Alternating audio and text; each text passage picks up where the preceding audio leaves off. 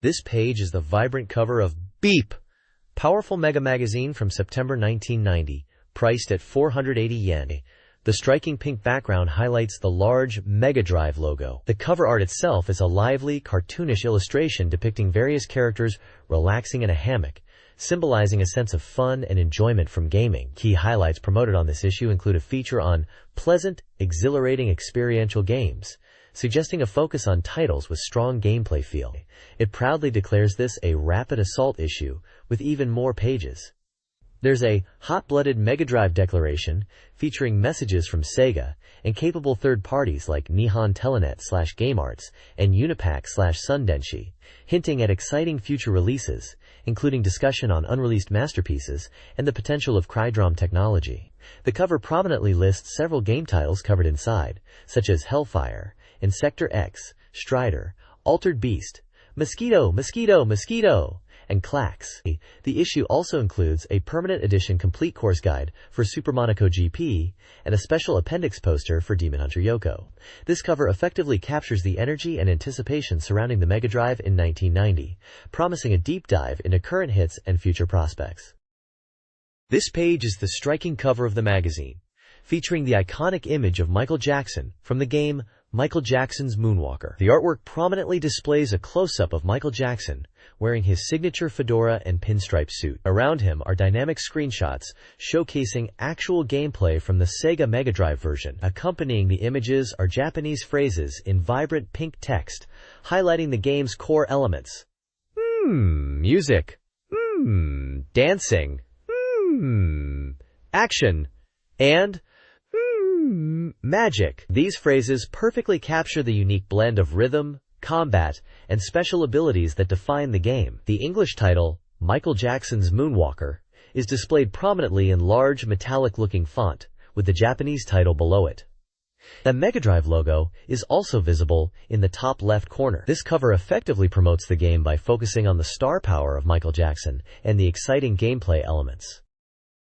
This page continues the focus on Michael Jackson's Moonwalker, building on the excitement from the cover. The large yellow text declares, "The magic that unleashes Michael," immediately drawing attention to the game's unique star power and magical elements. The accompanying red text provides further details, explaining that Michael Jackson was involved from the planning stages to create a dream game that satisfies his fans. It highlights the game's core mechanics, emphasizing Michael's magical powers that make enemies dance, the transformation into a powerful robot, and the inclusion of his biggest hit songs. The page also prominently features the Sega Mega Drive console itself, showcasing the powerful 16-bit hardware needed to run this title. It provides the price for the console and the game cartridge, confirming the release date in late August. This page effectively acts as a vibrant advertisement, detailing the key selling points of Michael Jackson's Moonwalker and reinforcing its connection to both the Star and the Sega Mega Drive platform.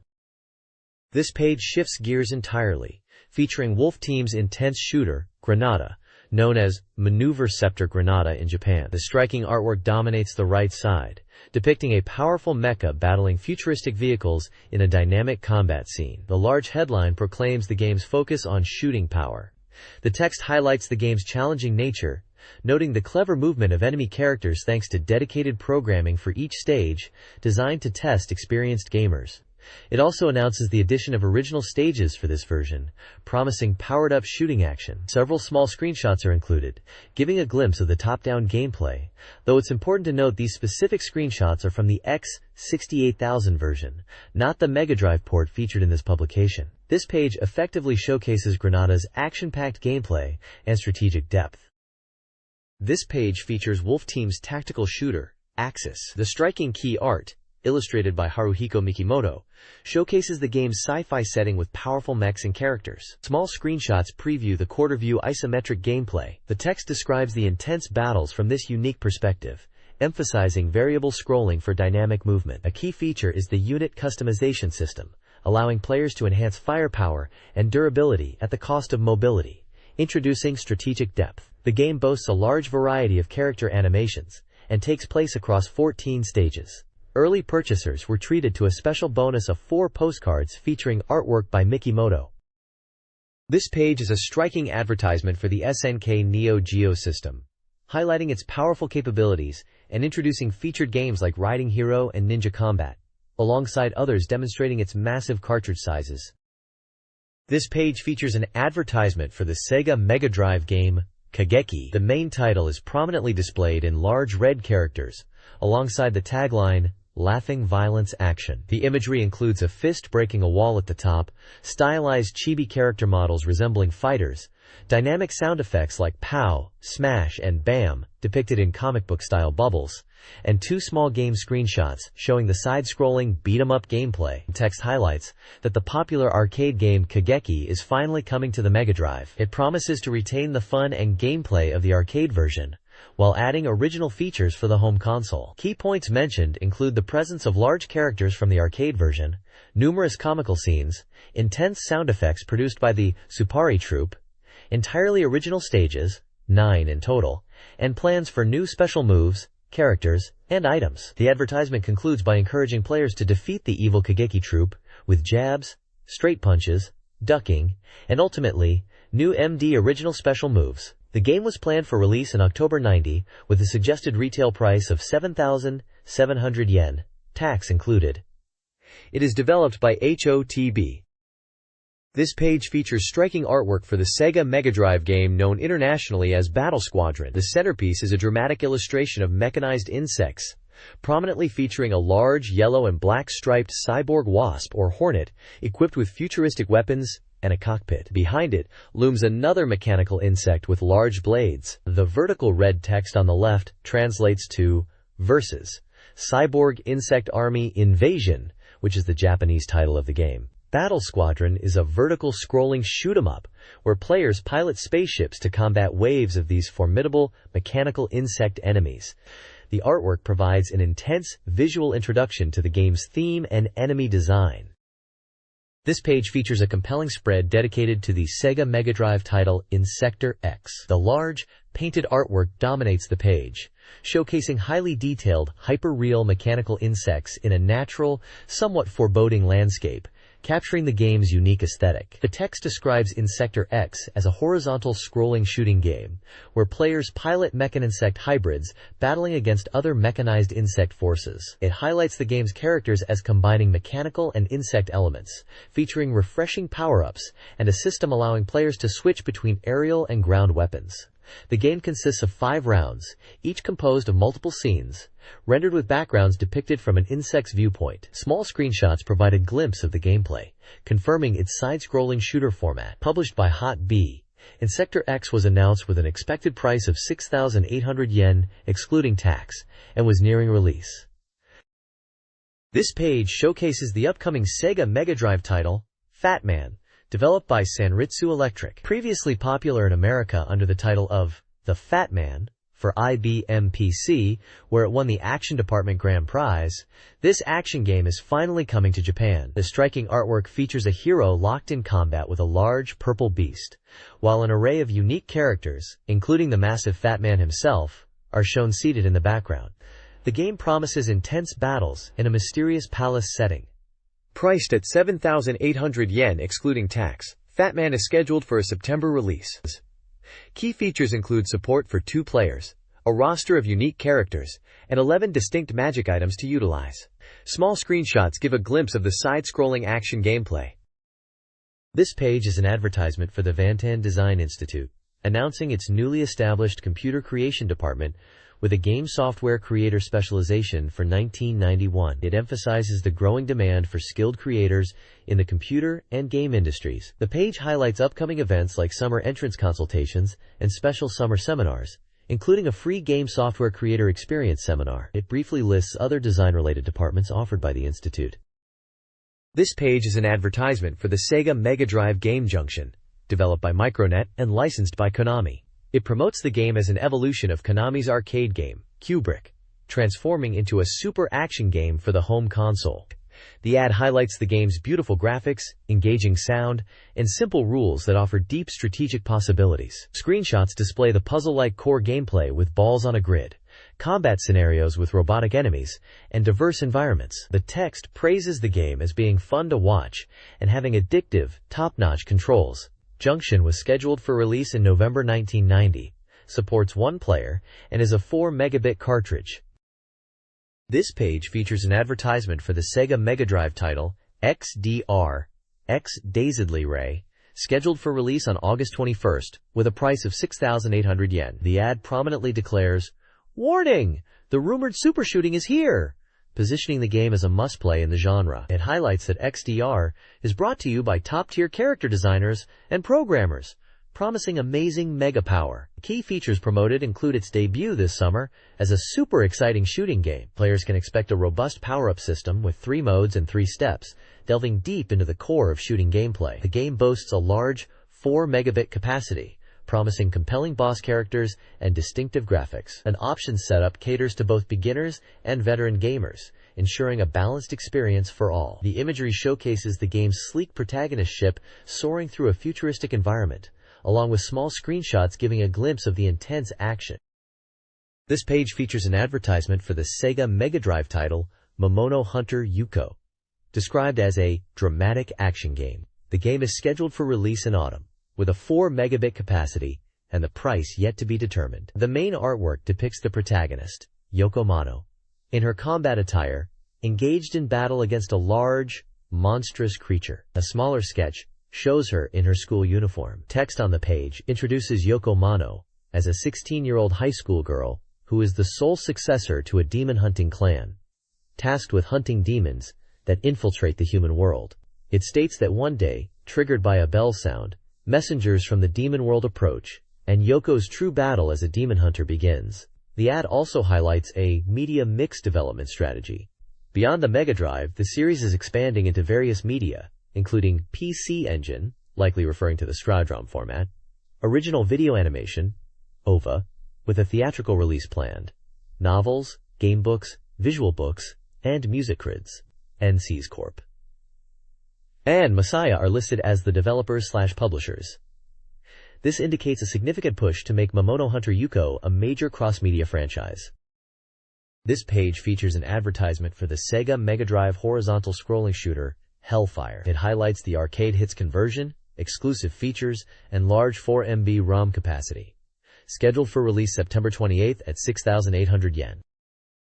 This page features a bold advertisement for the Sega Mega Drive game Road Blasters. The striking visual shows a powerful green semi-trailer truck set against a vast desert landscape, emphasizing the game's theme of high-speed action. The large red text prominently displays the aggressive tagline, "I won't forgive anyone who gets in my way," perfectly capturing the intense, vehicular combat nature of the game. Developed by Telenet Japan and released in 1990, this port brings the classic Atari arcade driving shooter experience to the console, focusing on adrenaline-fueled destruction on the open road.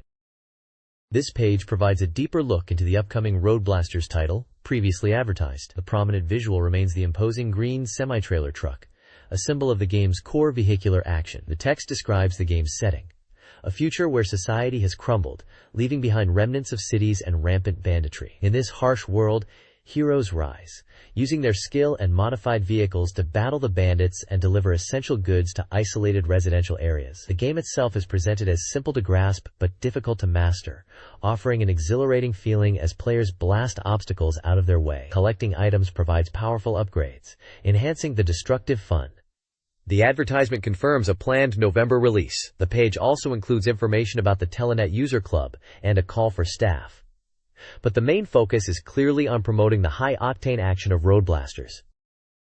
This page serves as the table of contents for the September 1990 issue of BeepMD Drive. Visually, it features 2 distinct screenshots, one showing a player in a cockpit-style arcade racing cabinet, and the other depicting action from what appears to be a fighting or beat-em-up game.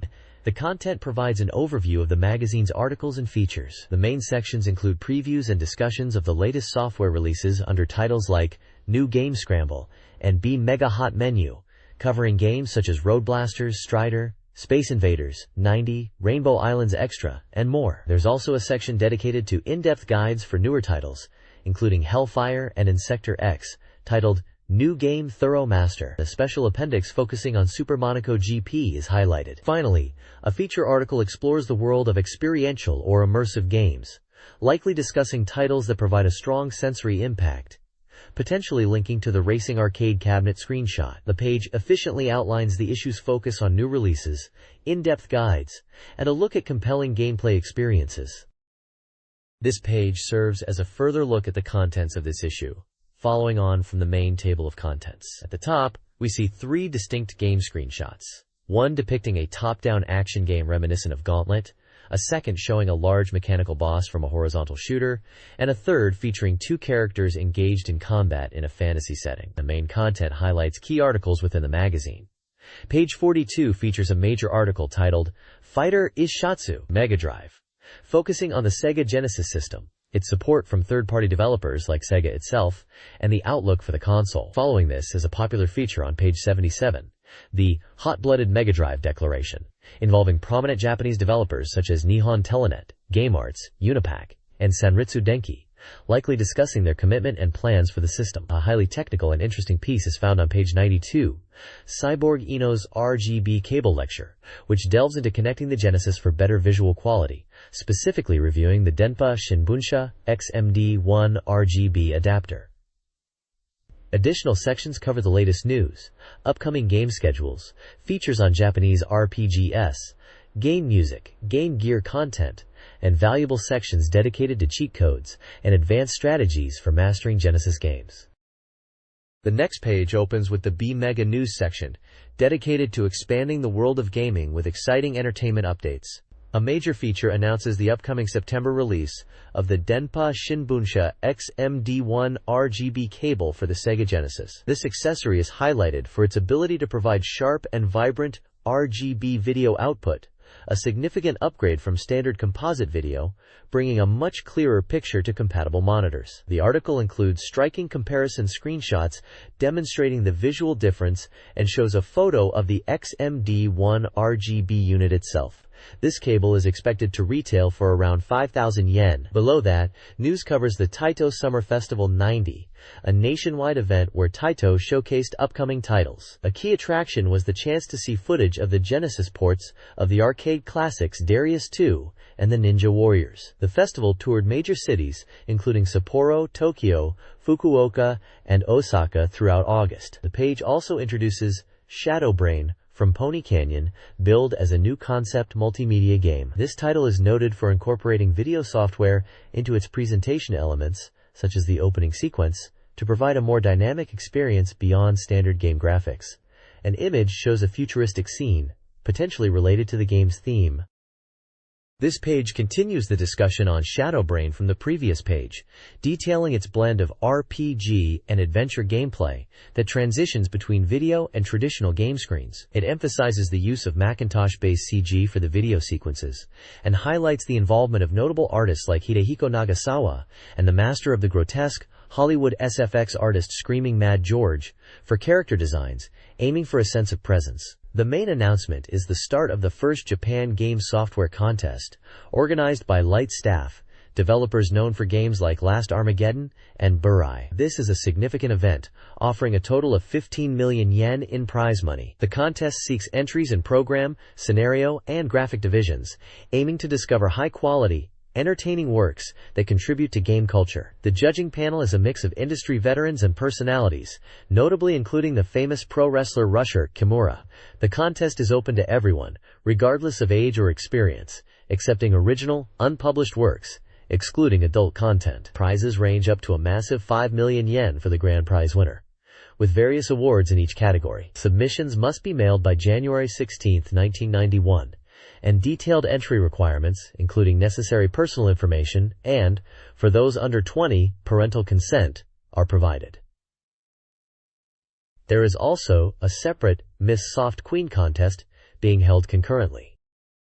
This page predicts what the upcoming Mega Drive SCUDROM peripheral might look like and its features. The magazine details expectations based on available information, forecasting aspects like RAM capacity, front-loading mechanism, pricing, and release timing. The predicted unit is expected to connect to the Mega Drive's right-side expansion slot, designed to integrate smoothly with the console's form factor. The article speculates that the entire right side of the unit might slide for easy connection to the Mega Drive's rear ports for power and audio/video. Potential rear connections discussed include AC power, video output, and stereo audio output, though a headphone jack is considered less likely based on PC Engine CD-ROM usage patterns. The unit is expected to feature standard CD player controls, like play, stop, or reset, and an eject button for disc loading, likely using a motor-driven front-loading tray. The illustration provides a visual representation of this predicted design, showing a substantial add-on unit connected to the side and rear of a Model 1 Mega Drive.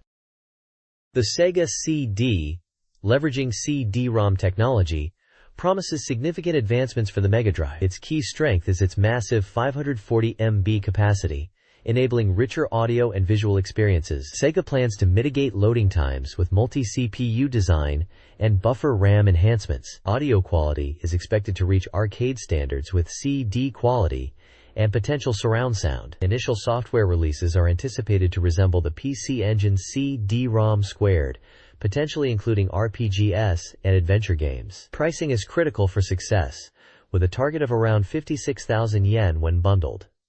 Developers generally view the specs favorably, particularly the 2 MB of RAM. While software plans are varied, interest in RPGs and action games, utilizing the kitty's enhanced capabilities, is high. Potential developer partners include Wolf Team, Namco, and others. The PC Engine CD-ROM squared currently dominates the market, while the FM Towns shows increasing software availability. This page features game reviews for the Sega Mega Drive. The main focus is a bargain showdown highlighting two titles, Super Monaco GP and Mystic Defender. Super Monaco GP is reviewed positively, with high scores. Reviewers praise its realistic feel and speed, considering it a highlight for racing games on the system. One reviewer specifically mentions its impressive sound design, particularly the focus on engine noise. Mystic Defender receives more mixed opinions. While some appreciate the idea of multiple playable characters and cooperative play, others feel it lacks originality and depth, despite including features like character growth. It's described as feeling more like a standard action game, with some new elements not fully utilized. One reviewer makes a comparison, suggesting they preferred Sigma Shoji's previous work, like Cyberblade. The page includes portraits and scores from several reviewers, explaining their overall impressions of the games. This page delves into reviews for 3 more Sega Mega Drive titles. We have Rastan Saga 2, a port of the arcade action platformer, XDR, a vertical scrolling shooter, and the iconic Michael Jackson's Moonwalker, an action game starring the music legend. Rastan Saga 2 garners generally average scores, around a 6. Critics found its graphics and protagonists somewhat plain, although some appreciated the enemy design and the tension in combat. Overall, it was felt the game needed more polish. XDR, the shooter, received mixed reviews, scoring between 5 and 7. Reviewers highlighted its lower difficulty as good for newcomers, but felt some aspects, like backgrounds and enemy patterns, were overly simplistic. Michael Jackson's Moonwalker was a clear standout, mostly scoring 8s. While opinions on its gameplay varied, reviewers were thoroughly impressed by Michael Jackson's digitized presence, his dance moves, and the memorable music. It was deemed a unique and enjoyable experience. The page also includes a brief column announcing a giveaway winner and encouraging participation in future contests. The overall recommendation leans towards Michael Jackson's Moonwalker and the previously reviewed Super Monaco GP, advising readers to save for future releases. This page kicks off the New Release Scramble section, giving us a quick look at upcoming and new Mega Drive games. While several titles are listed, the main spotlight is on the action game Dynamite Duke from Seibu Kaihatsu. Dynamite Duke, set for a November release with an undetermined price, is described as a combat action title where both shooting and punching are key to survival. The gameplay involves blasting through levels and facing a one-on-one boss fight at the end of each stage. Although ammo is limited, the reviewer notes that frequent item drops make this less of a concern. The game uses 3D visuals, and judging distance to enemies is highlighted as a strategic element. The core appeal is found in the satisfying shooting mechanics and the engaging boss battles, with the bosses exhibiting impressive movement. The page includes several screenshots, showcasing the first 2 rounds of the game. We see the initial airfield stage with a background featuring mountains, an armored vehicle mid-boss, and the player executing the dynamite punch, which causes the screen to flash yellow. Round 2 shifts the location to an occupied town, showing tall buildings, a life-up item pickup, an attack helicopter mid-boss, and finally the boss of the round, equipped with flamethrower hands. The screenshots vividly illustrate the game's side-scrolling action and the variety of enemies and environments. Sega is bringing arcade classics to the Mega Drive, starting with Game Ground, a strategic action game releasing in September. Players rescue trapped companions across static screens, utilizing 20 unique characters with varying abilities. Cooperative two-player mode is highly praised. Next is Crackdown, a delayed but nearing completion top-down action game set for October. Players plant time bombs in enemy strongholds, navigating maze-like levels and battling enemies. The game features voice synthesis and a fun two-player experience. While some slowdown is noted, the graphics are generally well received. This page covers 2 upcoming titles from Messiah, NCS. First up is Star Cruiser, a December release combining 3D shooting and a full-fledged adventure. The story puts you in the shoes of Brian Light, and a rank hunter infiltrating a hostile alien base near Jupiter. Screenshots show both the first-person 3D combat and the character-driven adventure segments, which are noted to have improved character expressions. It also includes a helpful backup feature. The second game featured is Momono Hunter Yoko, an action title slated for November. You play as a high school girl who fights demons, using a versatile ring weapon that can be thrown or used as a barrier. Using the barrier drains health, but standing still allows you to recover. The reviewer highlights the challenging Stage 1 boss fight, which takes place on a large flower with small platforms and wind, requiring mastery of the ring. The game is praised for its smooth movement and clean graphics, though the difficulty balance is mentioned as needing some adjustment. Finally, there's an announcement about the formation of a Momono Hunter Yoko fan club, detailing planned activities and how to join. This page covers 2 exciting upcoming titles. First is Gaiares from Nippon Telenet, a space shooter originally known as Azulation. It promises a deep power-up system and introduces innovative branching courses. Screenshots illustrate this with paths splitting above and below a floating continent, showcasing Stage 1's progression through various environments and its mid-boss, alongside a glimpse of Stage 2's snowfield and dragon boss. Next is Gyawambura Jikochu Shinpa Katayama Masayuki no Mahjong Dojo from Game Arts. This is an original Mega Drive Mahjong game, aiming for the top spot in its series. Key features include a unique quiz mode and class match Mahjong. You can select opponents freely from a roster of characters designed by Masayuki Katayama. This page kicks off with a look at Space Invaders 90, the Mega Drive entry in the legendary series. Described as a modern remix, it retains the core gameplay of moving left and right to shoot invaders, but injects new life with a wealth of items and power-ups. A key feature is the shift from player lives to a shield system, allowing gameplay to continue even after taking hits, adding strategic depth. Power-ups are diverse, including various attack types like lasers and homing bombs, speed boosts, recovery, and shields, with 5 types in each category. The game also features detailed backgrounds, obstacles, and stages with varied terrain. Screenshots showcase different rounds, highlighting graphical updates and varied enemy formations and attacks, including floating rocks and wavy backgrounds. Next up is Rainbow Island's extra version, the Mega Drive port, an updated version of the classic sequel to Bubble Bobble. The game involves using rainbows to defeat enemies and collect diamonds. This extra version features significant differences from the original, notably in stage composition, such as the infamous Darius stage being condensed into a single level instead of 9. The game includes both an original mode and difficulty settings, making it accessible even to those who may have found the arcade version challenging. Screenshots show the vibrant, multi-tiered stages, and the objective of reaching the top. This page is part of the BeepMD Hot Menu feature, outlining various games covered in the magazine with a table of contents listing titles such as Fire Shark, Strider, Road Blasters, and more, along with their page numbers. The main focus is on the Mega Drive port of Toaplan's hit vertical scrolling shooter, Fire Shark, known as in Japan. It's highlighted as a challenging arcade game that's finally making its way to the Mega Drive, a welcome development for fans. The article briefly introduces the game as a standard vertical shooter from the masters at Toaplan, featuring a robust power-up system. The game features 3 primary weapon types: fire, red item; beam, green item; and wide shot, blue item. Collecting SIP items enhances these weapons, with 3 items increasing the weapon level, and the third level being the most powerful. Screenshots illustrate the distinct firing patterns of each weapon, The fire weapon starts as a single stream, but powers up to multiple, wide-spreading flames. The beam weapon is a penetrating shot that becomes wider with power-ups, effective against tougher foes. The wide shot, the initial weapon, fires in multiple directions, widening into a near-fan shape at maximum power, capable of clearing out numerous weaker enemies on screen. The article praises the satisfying power-up progression, characteristic of top-down shooters.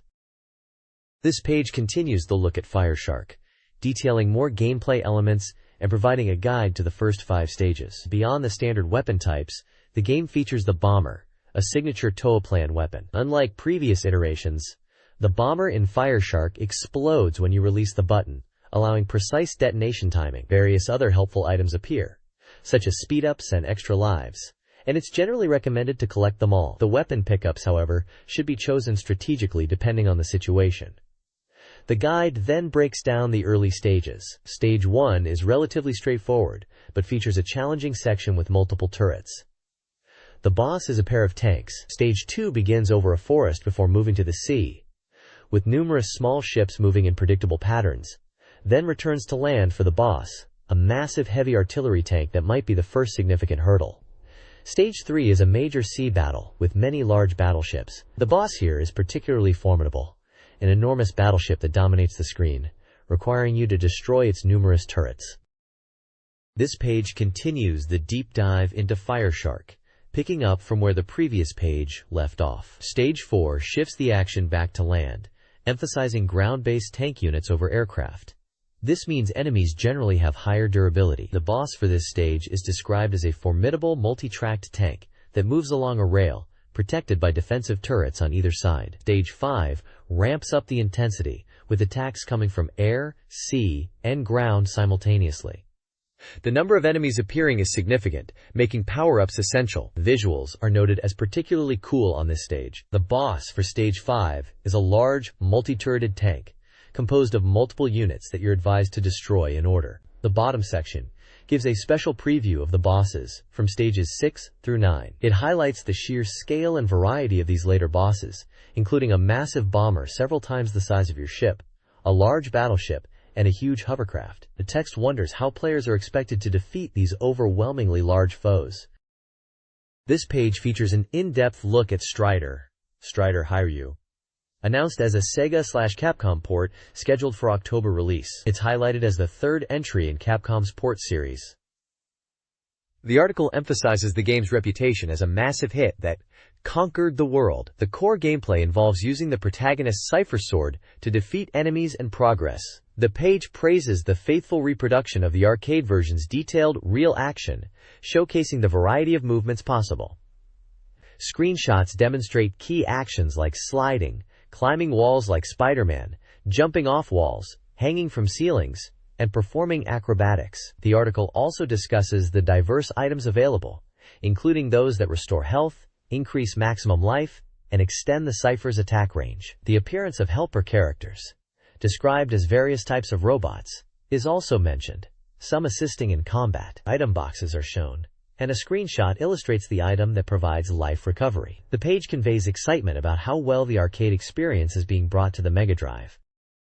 This page continues the deep dive into Strider, detailing the challenges presented in the game's initial stages. Stage 1 begins with a hang glider descent into the Imperial City, landing on a temple roof.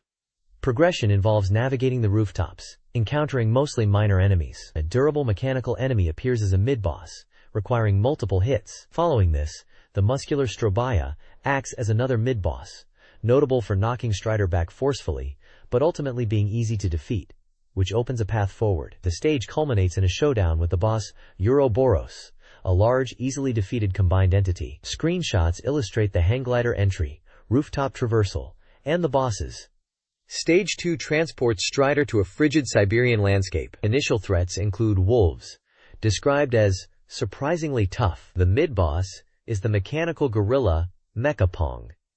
The article notes that attacking it while clinging to the wall above simplifies the fight. The stage features climbing walls with high-voltage electricity that causes the screen to flicker, demanding careful movement. At the top, Strider faces enemies piloting small fighter planes, which can actually be commandeered. This leads to a giant bomber, inside which awaits 3 formidable Chinese martial artists, and the pilot, who must all be defeated to claim the bomber. Screenshots show the icy environment, the mecha pong, the electrical walls, fighter planes, and the bomber interior. The article promises further coverage of Strider's later stages in the next issue, maintaining a tone of excitement for the game's release. This page introduces Road Blasters, Telenet Japan's first title for the system, noting significant improvements in graphics and character movement. It delves into the game's items, stating there are 8 types total, including fuel, offensive weapons like hand grenades, utility items like the bighorn to repel enemies, nitro for speed boosts, and temporary invincibility. The article also provides a glimpse into the story. The protagonist is a vital freight transporter in a world ravaged by lawlessness and fuel scarcity. Traveling outside safe zones is perilous due to attacks from gangs on motorcycles and modified vehicles who seek goods and fuel. While the gangs are wary of attacking settlements directly, the protagonist faces constant danger on the road. The story touches on the protagonist's difficult job and the dilemma of balancing reward with risk. Illustrations showcase the main character, along with some enemy types you'll encounter, such as a sidecar duo, a lone chopper rider, and the large truck bison, identified as the boss for Stage 4. The preview expresses excitement for the upcoming release, though notes that some item graphics couldn't be shown yet. This page continues the look at Road Blasters. It details Stage 1, located in a Northern American farming area, where your objective is to transport a container to a residential zone in New York. The environment is harsh and lawless, with roads outside the farm plant leading into wilderness and being frequently damaged. You'll face attacks from armed buggies and bikes, so staying vigilant is key. Broken bridges appear, requiring you to maintain speed to jump across them, while enemies attempting the same will plummet. The page features a route map showing the journey to NY, offering alternative paths A and B, depicting different terrains like deserts and cityscapes. It also provides glimpses into other stages, showcasing Stage 2 with its boss Fox, Stage 3 featuring a large tank truck identified as the boss Llama, and a preview of Stage 6, noted as being from development footage. The visuals highlight the diverse environments and distinct boss characters you'll encounter throughout the dangerous trip. This page features a review of the puzzle game Junction by Micronet. Described as a quite challenging puzzle game, it requires sharp judgment, quick reflexes, and foresight. The basic gameplay involves moving blocks to create a path for a continuously rolling red ball to pass through checkpoints. There are 50 stages featuring various block types like straight, curved, and cross shapes. Failure to create a path quickly leads to the ball being destroyed. Clearing stages involves reaching all checkpoints within a time limit, with remaining time contributing to the score. The game is praised for its beautiful backgrounds and unique atmosphere, which shift themes every 10 stages, from peaceful seas to futuristic settings. The page also includes a small comic strip featuring spiky characters and a section offering practical gameplay tips and strategies for beginners tackling the game's difficult levels. This page continues the coverage of the puzzle game Junction, offering strategic tips and insights. One section highlights the importance of using the pyramid blocks to jump over impassable obstacles, such as the fixed gold blocks or specific Dekuno Bao blocks, a necessary technique for reaching checkpoints and clearing stages. The strategic depth, involving precise block placement and timing, is compared to games like chess or checkers. It also kindly points out that beginners can utilize the stage select feature to tackle easier levels first. Another section focuses on the various items that appear during gameplay. Players should collect these items quickly before they disappear. Items grant helpful effects, including adding an extra ball, temporarily speeding up the ball, slowing down obstacles or perhaps the ball itself, increasing the remaining time limit, and extending the duration of the slowdown effect. Finally, a desk theory corner is presented as a series of junction puzzle challenges. By examining screenshots of specific stages, players are encouraged to strategize and figure out the solutions. Examples show stages requiring careful pyramid jumps over gaps or obstacles, navigating confined spaces, and understanding that seemingly simple stages can hide complex solutions involving repeated use of the pyramid jump mechanic. This section emphasizes the intellectual exercise of planning ahead to clear these tricky stages. This page features the acclaimed puzzle game, Clax. The review introduces it as a popular puzzle game arriving on the Mega Drive. The core gameplay involves catching falling, colored tiles with a paddle and arranging them on a grid to form lines of 3 or more of the same color, either vertically, horizontally or diagonally. Forming these lines, called a clax, clears the tiles and earns points. The review notes the simple rules, but highlights the surprising depth of the game. Different types of clax formations yield varying points, with diagonal lines typically awarding the most, and scoring increasing significantly for matching 4 or 5 tiles instead of 3. The reviewer expresses the satisfaction derived from successfully clearing lines and achieving chain reactions, calling this feeling the true essence of clax. Screenshots illustrate the different types of clax formations and their base point values for 3 tiles, alongside examples for 4 and 5 tiles, showing progressively higher scores. The page also showcases 5 distinct and somewhat surreal game environments, or worlds, including a forest-like area, space, a ship deck, a parking lot, and a world featuring a giant hand.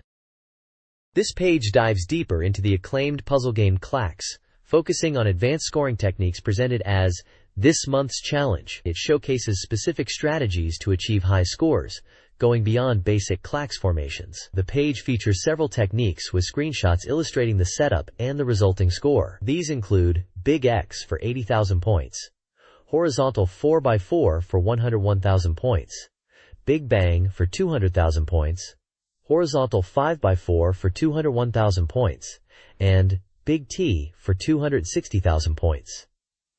The text briefly explains how to perform these moves, often involving strategic placement of tiles to create larger or more complex clax formations and potential chain reactions. Intriguingly, the page teases an earth-shattering 2 million point technique that exists, built upon the fundamental skills demonstrated. However, it leaves the ultimate method a secret, stating the answer is not revealed in this issue, hinting at the hidden depth of the game. The reviewer clearly finds Clax a very deep game with complex scoring potential. This page explores the exciting 2-player modes available in the Mega Drive version of Clax. While the standard 2-player mode lets friends play separate boards side by side, the real draw highlighted here is the unique Versus mode. This competitive mode pits players against each other on the same board layout, with the goal being to win 4 rounds. The twist, and the source of the sadist label, is that scoring points sends unclearable black tiles to your opponent, quickly filling their board and leading to their defeat. This adds a direct, strategic attack element rarely seen in puzzle games of the era. Screenshots show the Versus mode setup, gameplay, and the victory screen where the winner gets a medal. The page also teases a hidden Uramen or hidden side mode, accessible via a secret command, where tiles are already stacked on the paddle from the start, offering a challenging variation. The reviewer clearly finds the Versus mode particularly engaging due to its competitive and slightly malicious nature.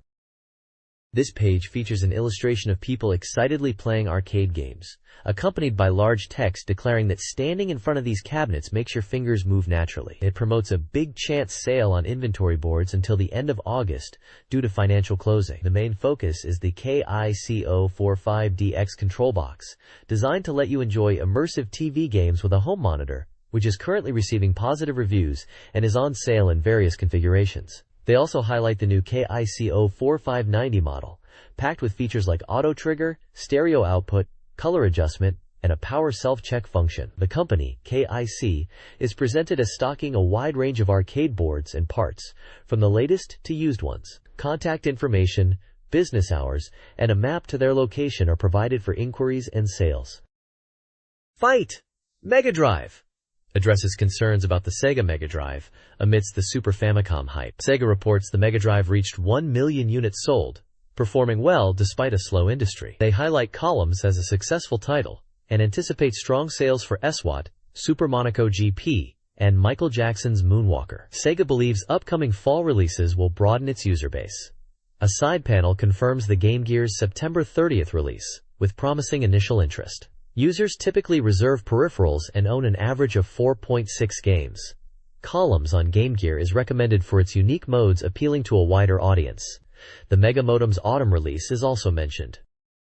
This page features an interview or discussion with Mr. Kamada, director and head of the business division at Sega Enterprises, expanding on the future direction of the Mega Drive as part of the Fight Mega Drive project. The conversation covers ongoing development, particularly focusing on online capabilities, and the upcoming CD-ROM add-on, Mr. Kamada discusses the Mega Modem's download service, mentioning plans for a game library access and Sega-related information delivery, potentially on a bi-weekly schedule. He addresses how new download games will be announced, likely through direct mail and in-magazine features.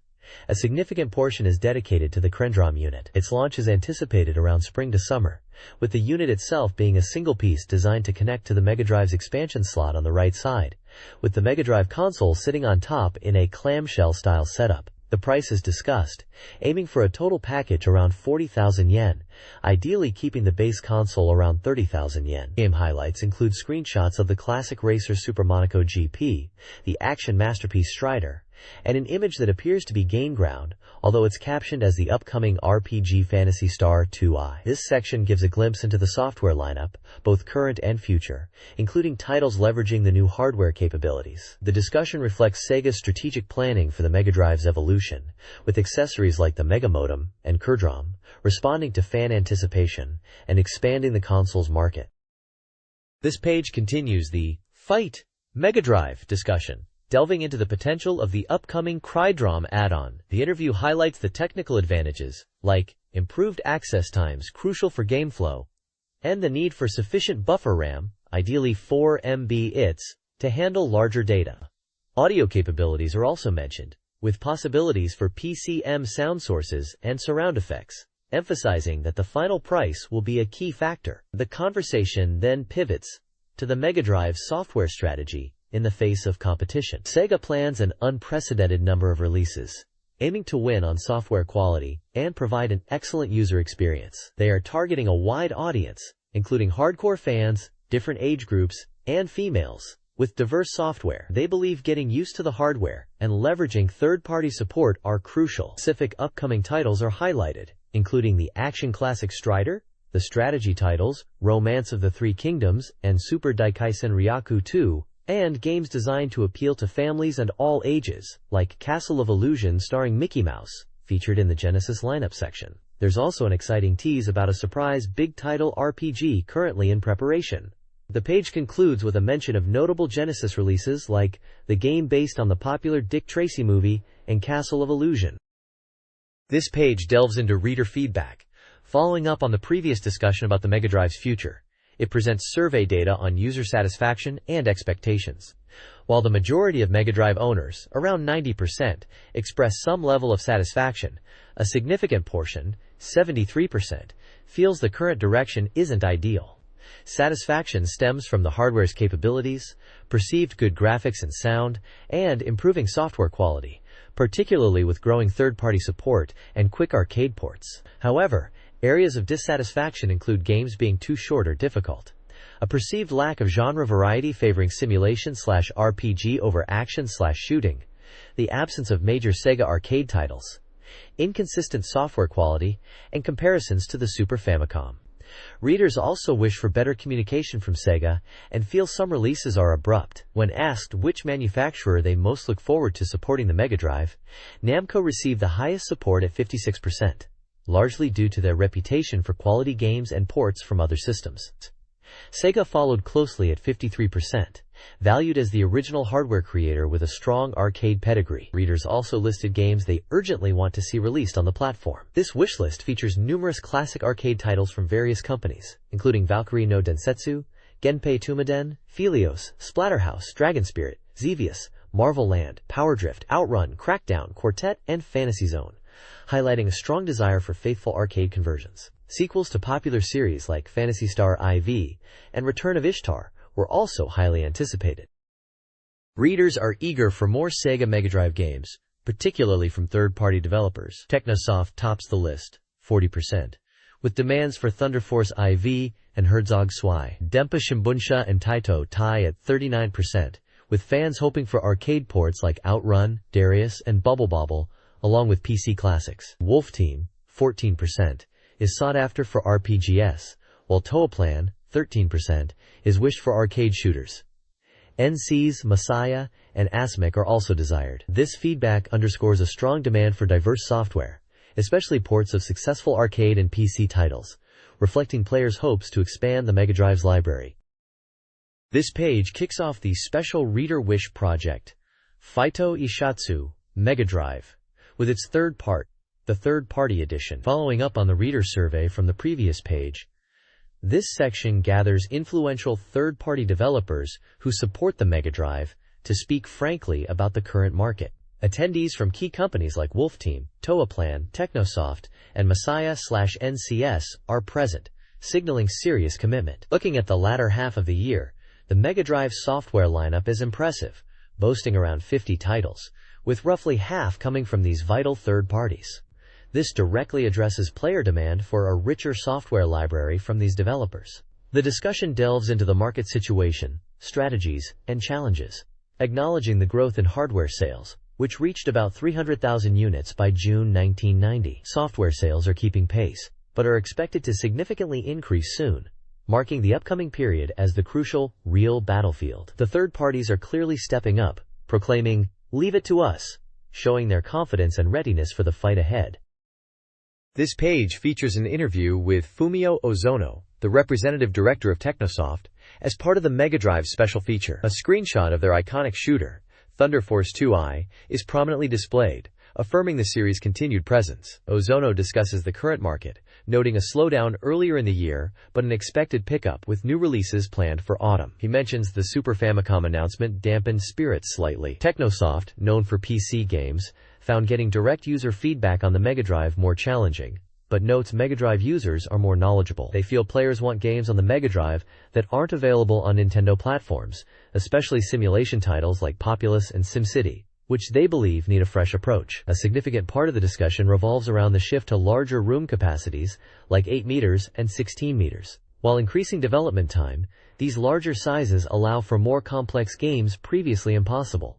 They also touch on Sega's Klydrom plans, suggesting Klydrom titles need to feel distinct, a quality he feels is currently lacking even on other platforms, like the PC engine Klydrom Squared. Overall, Technosoft is looking ahead, ready to tackle new challenges and deliver larger, more sophisticated games for the Mega Drive.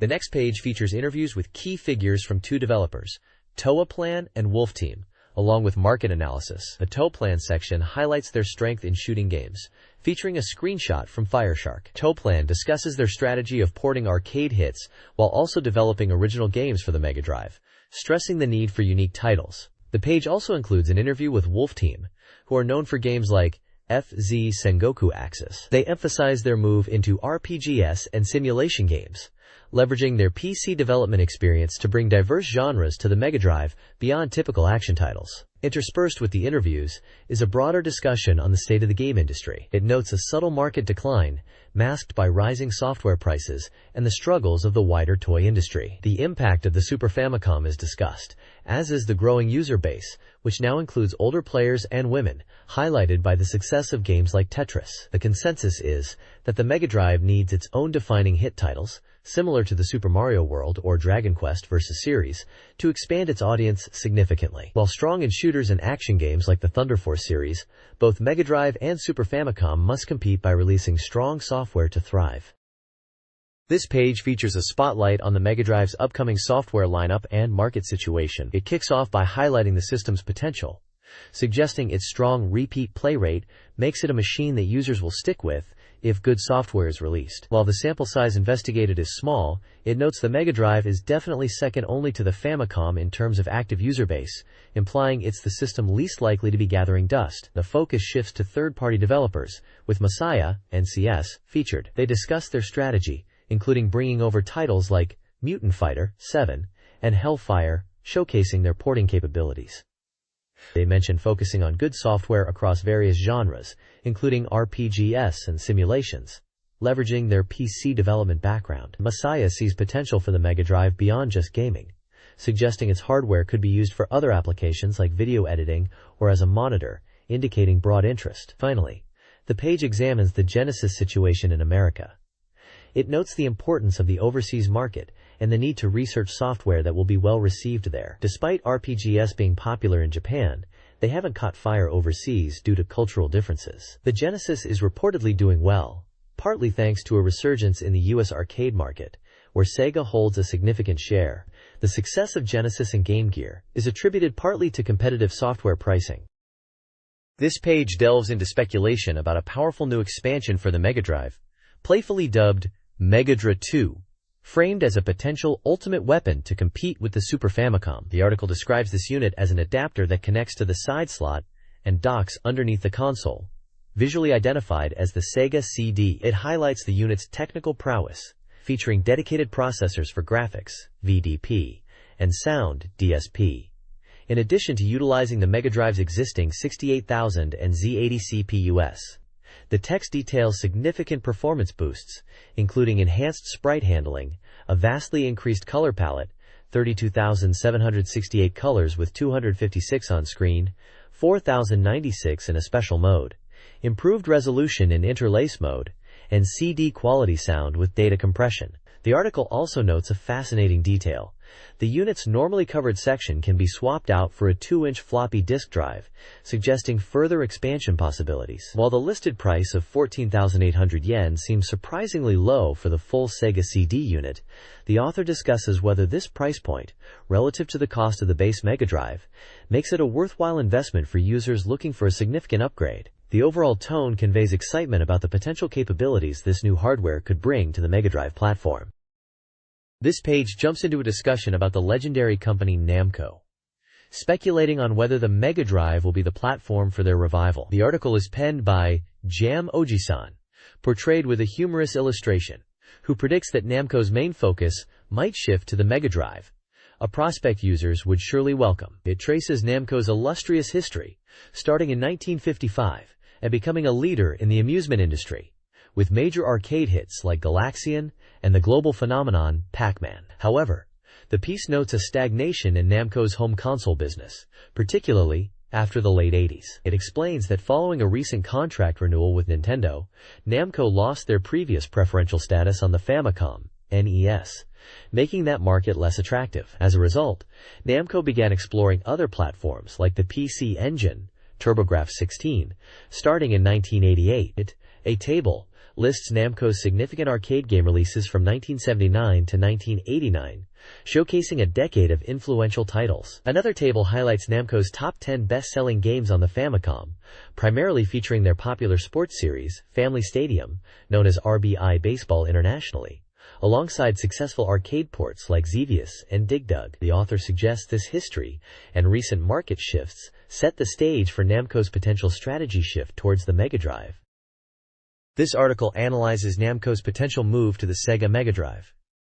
Data reveals Namco's arcade success and its alignment with the Mega Drive's hardware capabilities. A platform comparison favors the Mega Drive due to its technical strength, overseas market presence, and favorable publishing conditions. The piece argues that Namco's entry would significantly benefit the Mega Drive, injecting vitality and attracting an older audience. The author hopes for ports of classic titles like the Genji and the Heike Clans and Marvel Land, while acknowledging the ongoing popularity of games like Family Stadium on other platforms. The author lists 10 desired Namco games for the Mega Drive, and concludes by advocating for a thriving industry focused on quality software collaboration. This page features the column, The Emperor of Mania, by Kizoku Ikeda. While Ikeda is known for his deep dive into various manias, including games, this entry, Volume 5, focuses on the history of the famous HoriPro Scout Caravan Talent Contest. The article provides a list of winners and special awardees from 1976 to 1989, noting the intense competition and the challenges faced by contestants in achieving lasting success as idols, even after winning. It mentions several past participants and their subsequent careers or retirements. The author, Ikeda, is also noted for his current activities, including releasing an album and receiving requests related to game monitors and music composition. The page includes photographs of Kizoku Ikeda and some of the past contestants from the Scout Caravan. This page features the Game Writer's Wandering Diary column by Mitsuharu Orihara, illustrated by Masatoshi Nakamoto. In this fourth installment, titled The Taboos of the Industry I Didn't Really Want to Touch Upon, the author delves into sensitive topics within the game world. He begins by discussing the dangerous reality of game production subcontracting, hinting at severe conditions that some have described as risking their lives. Due to the sensitive nature, he expresses reluctance to go into explicit detail, stating he doesn't want to meet a similar fate. Orihara explains the relationship between publishers and developers, using the example of Toaplan, who developed games like the Twin Cobra and Tiger Heli series, which were published by Taito. He notes that sometimes games aren't featured in magazines due to issues like not receiving sample versions or images, or missing deadlines. He also touches on game evaluation itself, acknowledging the subjectivity of reviewers and the importance of having multiple opinions to provide a balanced perspective. The author admits that discussing these topics feels like touching upon industry taboos, and concludes that perhaps it was a topic best left unaddressed. The page includes a whimsical illustration featuring a top-hatted robot and various strange creatures. This page features the BeepMD Dataland section, presenting shop data on the top 10 selling Mega Drive games. The main focus is a table showing the current rankings based on sales collected from various stores in June. Dominating the chart at number 1 is Thunder Force 2i, a new entry praised for its strong sales and high user ratings, a testament to its quality as a top-tier shooter. Also new to the chart are the incredibly popular puzzle game Columns at number 2, reported to have sold out almost instantly. The action game Ghostbusters at number 5, which the reviewer felt was overshadowed by Columns despite releasing the same day, and the shooter Twin Hawk at number 4. Rounding out the top titles are DJ Boy holding steady at number 3, the classic Ghouls in Ghosts climbing to number 7, the strategy title Super Daisen Ryaku at number 8, and both Ozaki Naomichi, No Super Masters and Super Hangin tied for 9th place. The page includes screenshots providing a visual look at the top 5 games: Thunder Force 2i, Columns, DJ Boy, Twin Hawk, and Ghostbusters. This page dives into game popularity, featuring 2 distinct rankings. The top section presents the Shop Data Video Game Top 5, based on retail sales data collected from various cooperating stores listed below the table. Rising to number 1 is Glock Air Battle from Sega, noted for its strong performance and marking a potential resurgence for Sega's Experience arcade adaptations. Following our final lap from Namco at number 2, the Taito Motorcycle Racer WGP at number 3, another Taito title Air Inferno entering at number 4, and Sega's classic puzzler Tetris rounding out the top 5 at number 5. Screenshots of Glock, Air Battle, Final Lap, and WGP are included. The user data section reveals the Mega Drive popularity top 20, compiled from reader surveys spanning February to August issues. The reigning champion is the Super Shinobi at number 1, maintaining its lead despite a slight drop in points. Phantasy Star 2 holds strong at number 2, while Afterburner 2 makes a significant leap to number 3, with commentators suggesting it has potential to climb even higher. Other notable titles in this extensive list include Golden Axe, Thunder Force 2i, Sorcerian, Super Daisen Ryaku, and Ghouls in Ghosts. This section provides screenshots for the top 3 user-ranked games: the Super Shinobi, Phantasy Star 2, and Afterburner 2. The accompanying text clarifies the data source and methodology for this user-driven ranking. This page features user data rankings, starting with the Anticipated New Games Top 20. This list shows the upcoming and recent releases that users are most excited about. Taking the top spot is Super Monaco GP, followed by Strider at number 2, and Super Daisen Ryaku 2 moving up to number 3. Other highly anticipated titles include Darius 2, Burning Force, and Shadow Dancer. Next to it is the Games Users Want Ported Top 20. This ranking highlights titles users wish to see ported to systems like the Mega Drive, VG, PC Engine, PC, and others. The number 1 game users want ported is Final Fight. The Legend of Valkyrie comes in at number 2, with the Gradius series placing 3rd. Popular titles like Glock, Air Battle, the YS series, Populous, and Alien Storm also feature prominently, showcasing a diverse range of desired genres and platforms. Below the rankings, there is an announcement for the Circa SG Autumn Joint Presentation. This event, hosted by the Consumer Software Group, is a demonstration of new games for various home consoles and SIX. Notably, this year the event is open to the public for the first time, having previously been exclusively for retailers. It is scheduled to take place in 5 locations across Japan during the autumn season, inviting gamers to come and see the latest software. The next page announces the winners of the Feely/OS Self-Contest, featuring various prize categories like the Namco Prize and BeepMD Prize. It lists the names and locations of the winners for their submissions to the contest. An interesting illustration of a female character sitting on a throne is also featured here. On the right, there is an extensive schedule of upcoming game releases. This table lists games by their release date, title, genre, developer, and price. It covers a wide range of titles expected in the coming months, including anticipated hits like Super Monaco GP, Strider, Michael Jackson's Moonwalker, Darius 2, Burning Force, Shadow Dancer, and Space Invaders 90. It's a comprehensive look at the pipeline of new Mega Drive titles and ports from various publishers, showing the diverse lineup players can look forward to across different genres, like action, shooting, racing, and puzzle games. This page is an advertisement for a mail-order shop named Hop, showcasing a wide selection of consoles and games available for purchase, including Famicom, PC Engine, Mega Drive, and others, all listed with prices.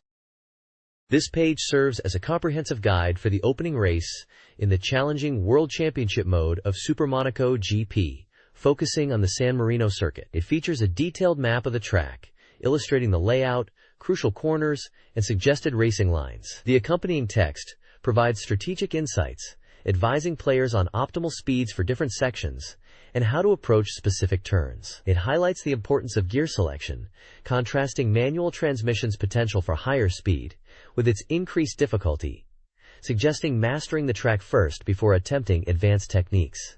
There's also a small, interesting sidebar offering historical trivia about the real-life San Marino Grand Prix. This guide is vital for players looking to get a strong start in their quest for the World Championship title. This page moves on to the second challenge in the Super Monaco GP World Championship, Brazil. The difficulty ramps up considerably here. The page features a detailed map of the 3,488-meter circuit, highlighting its layout and key sections. The accompanying strategy guide emphasizes the importance of manual transmission for this track, particularly for taking advantage of the long straight to overtake opponents. The circuit is characterized by numerous tight corners, making it easy to run wide onto the shoulder. The guide advises maintaining speed through corners when possible, but stresses the need for careful braking, especially before the difficult hairpin turn at the bottom of the track, which is considered the most challenging section. There are tips on braking points and managing speed through specific corners. A fascinating sidebar provides historical context on the real-life Brazilian Grand Prix, mentioning its move to the Jacarepaguá circuit and describing it as a generally flat track with many rounded corners, featuring a background of steep hills. The screenshots show gameplay moments, including navigating corners and encountering obstacles. This page covers Round 3 of the Super Monaco GP World Championship, the French Grand Prix, spanning 3,072 meters. It features a detailed map of the circuit alongside strategy tips and gameplay screenshots. Compared to the previous round in Brazil, the reviewer notes this course is considerably easier. It's highlighted as being well suited for using a 4-speed car if you're comfortable with the controls, thanks to its many straight sections where you can maintain top speed. The abundance of straights also makes it possible to climb positions, even if starting from the back. The course is described as having fewer bothersome obstacles, reducing concerns about crashing and making for a pleasant race. The tips focus on optimal lines through specific corners, braking points, and managing speed, noting that getting on the shoulder in some sections might not significantly affect speed. There's also a sidebar providing historical context on the real-life French Grand Prix, mentioning its origins and the circuit Paul Ricard. The screenshots illustrate navigating turns and straightaways on the track. This page covers Round 4 of the World Championship in Super Monaco GP, taking us to Hungary and the Hungaroring circuit, spanning 3,232 meters. The reviewer notes this is one of the most challenging tracks in the entire 16-race championship. While the start area has some straights, the rest of the course is dominated by numerous curves, making it difficult to maintain top speed. The text suggests that choosing between automatic and manual transmission depends on driver comfort, implying manual might offer an advantage if skilled, but automatic is safer for those less familiar. The tight corners mean losing 2 to 30 km per hour is common. The page features a detailed track map illustrating the winding layout. Strategy tips focus on navigating specific complex sections, warning about the risk of oversteering in continuous curves, and the importance of knowing the course well, even without looking at the signs. One particularly dangerous corner is highlighted for having many obstacles, increasing the crash risk, advising caution rather than aggressive deceleration. Another tip warns against delaying reaction after exiting a curve, which can lead to crashes, suggesting acceleration even while turning. There's also a brief historical note about the Hungarian Grand Prix being held at the Hungaroring in 1986, a rare event in Eastern Europe at the time, noting the circuit uses natural viewing areas, but its excessive bends reduce the sense of speed. Screenshots throughout illustrate gameplay on different parts of the track. This page covers Round 5 of the World Championship in Super Monaco GP, taking the race to West Germany on a track spanning 3,744 meters. Unlike the challenging curves of Hungary, the reviewer notes that West Germany features a beautiful forest backdrop and fewer genuinely difficult sections, encouraging players who struggled previously to make a comeback here. The track allows for high speeds, potentially reaching 346 km per hour, making overtakes easier and offering the satisfaction of winning by a wide margin. The reviewer pushes players who might be hesitant to fully utilize fourth gear on this course. The primary challenge lies in 2 consecutive hairpins. Tips guide players through this section. Approaching in second gear, around 150,170 km per hour on automatic. Navigating carefully to avoid obstacles. Then quickly shifting to third and accelerating into fourth immediately after clearing the second turn. Simple curves still require caution due to enemy cars and obstacles, especially at higher speeds from the second lap onwards, emphasizing the need for precise steering. Screenshots show gameplay views at various points, illustrating speed and lap progress. A side note briefly touches on the history of the German Grand Prix, mentioning a Givus and the Hockenheim circuit's characteristics. This page moves on to Round 6 of the World Championship in Super Monaco GP, taking place in the USA, with a length of 3,584 meters. The reviewer notes that this course feels more relaxed compared to previous rounds. Not necessarily easier, but different. It's characterized by having only one section requiring significant braking, with the rest featuring numerous right-angle corners. Success here relies more on battling and blocking rival cars, rather than just finding the perfect racing line, although obstacles placed at key corners increase the risk of crashing. Tips are provided for specific sections, maintaining speed on the first lap through the initial corner, and potentially decelerating from the second lap onwards, considering the sharp turn that follows. A difficult spot requires dropping to third gear, around 250 km per hour, with the advice to be ready to brake rather than crash into obstacles. A sequence of tight corners towards the end emphasizes the need to hug the inside line to avoid trouble. The page also includes screenshots showing gameplay and a minute knowledge section on the history of the American Grand Prix, noting the Phoenix Circuit's desert location, the need for tire changes, and its challenging sequence of 90-degree turns on public roads. The next page covers Round 7 of the World Championship in Super Monaco GP, taking place in Canada with a length of 3,360 meters. The reviewer finds this course particularly unpleasant due to its lack of straight sections and continuous large and small corners, making it easy to accidentally hit the track shoulder and lose speed. They emphasize that while the nature of the course might make players want to use automatic transmission, mastering the track requires manual control and thorough course knowledge to achieve top positions. Key difficult points highlighted are the 2 hairpin corners at the top and bottom of the track diagram. Clearing these consistently is crucial for success. Screenshots illustrate gameplay moments at specific corners, offering advice like navigating certain turns with the wheel held steady, or managing tricky corner sequences by turning right then quickly left with precise timing. The page also includes a minute knowledge section on the Real Canada GP, noting its history and the Montreal circuit's reputation for being demanding on cars and drivers due to its lack of lengthy straights and challenging rhythm. This page focuses on Round 8 of the World Championship in Super Monaco GP, taking place in Great Britain, with a length of 3,456 meters. The reviewer states, this is the easiest of the 16 courses, and ideal for relaxed driving and, importantly, practicing manual transmission, specifically using 7th gear. While mostly straightforward, there is a notoriously difficult loop near the start/finish line that requires careful navigation to avoid collisions. The course features enjoyable corners, and success is achievable even starting from the rear of the grid. Screenshots depict gameplay, including a view entering the pit lane. A minute knowledge section provides context on the real British Grand Prix at Silverstone, highlighting its historical significance and character as a high-speed track. The next page covers Round 9 of the World Championship in Super Monaco GP, taking place in Italy with a length of 3,808 meters. The reviewer states that this marks the halfway point of the championship, and while subsequent rounds become harder, the Italian course itself isn't overly difficult. It's recommended to use 4th gear to maintain high speed on the straights. Specific advice is given for corners, including a quick right turn after the start/finish line and navigating a complex section near the pit entrance smoothly by managing the throttle and steering lightly if necessary to avoid traffic.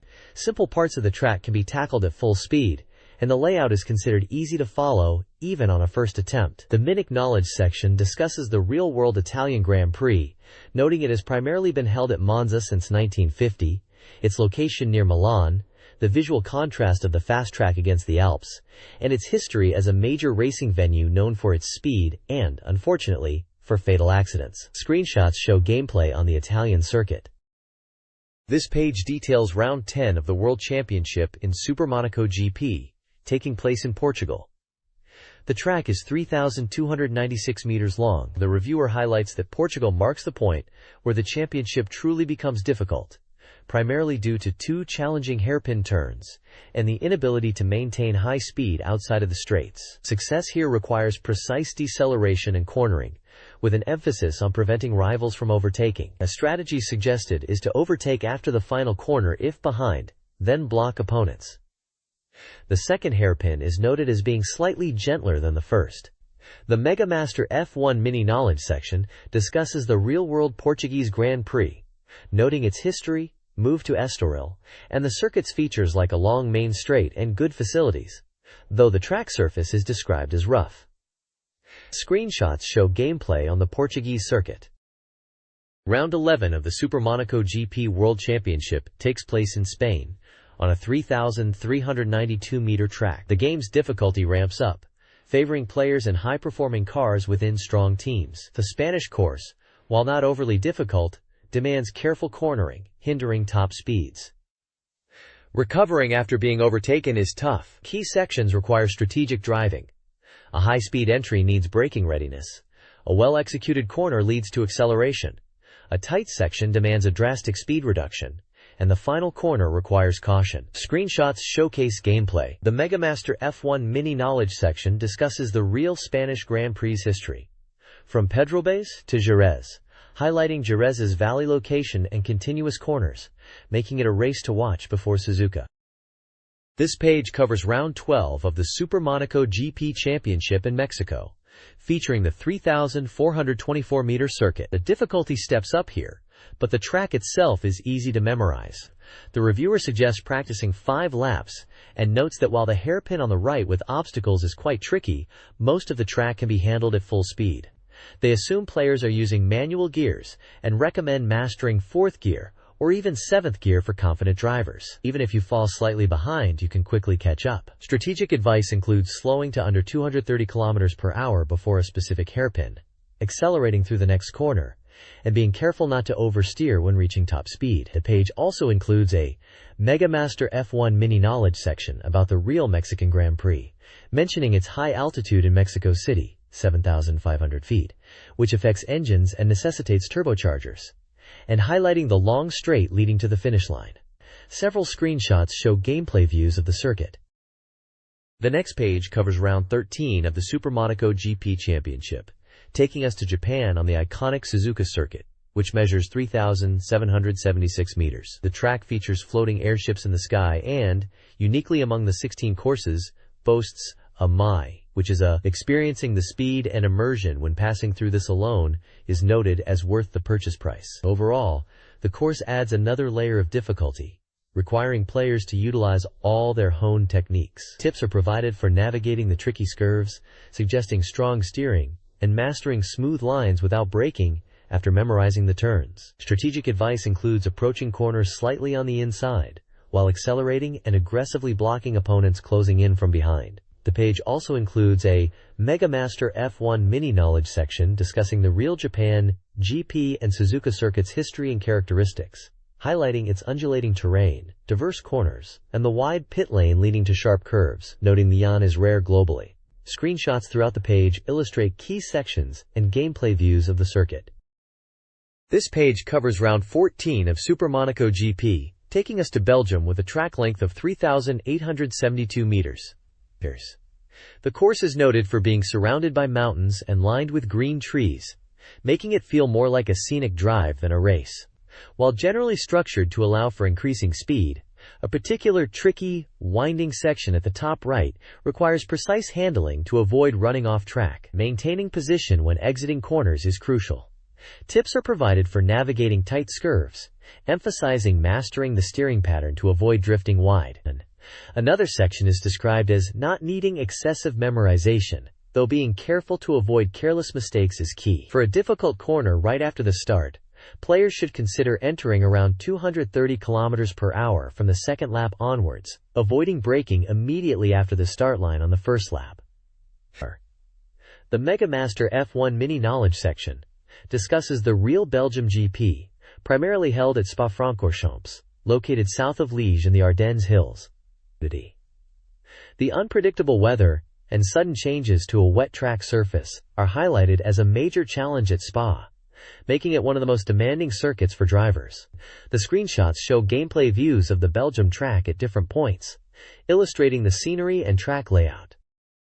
This page moves on to round 15 of Super Monaco GP, taking us to Australia with a track length of 3,040 meters. The World Championship is drawing to a close with only 2 rounds remaining. This Australian course is noted for its high difficulty, especially the intense series of curves at the end of the long straights, which will truly test your concentration. Driving tips are provided for navigating specific sections. For a continuous series of turns, you should run flat out and use a sequence of right, slight adjustment, then right again on the steering, as keeping to the middle simply won't work. For the scurve, it's recommended to ignore the markers and learn the optimal line by feel for maximum efficiency. The page also touches upon dealing with rivals, suggesting that braking from high speeds, 200,300 km per hour, into certain sections is challenging, and you'll need to decide whether to block or yield depending on the situation.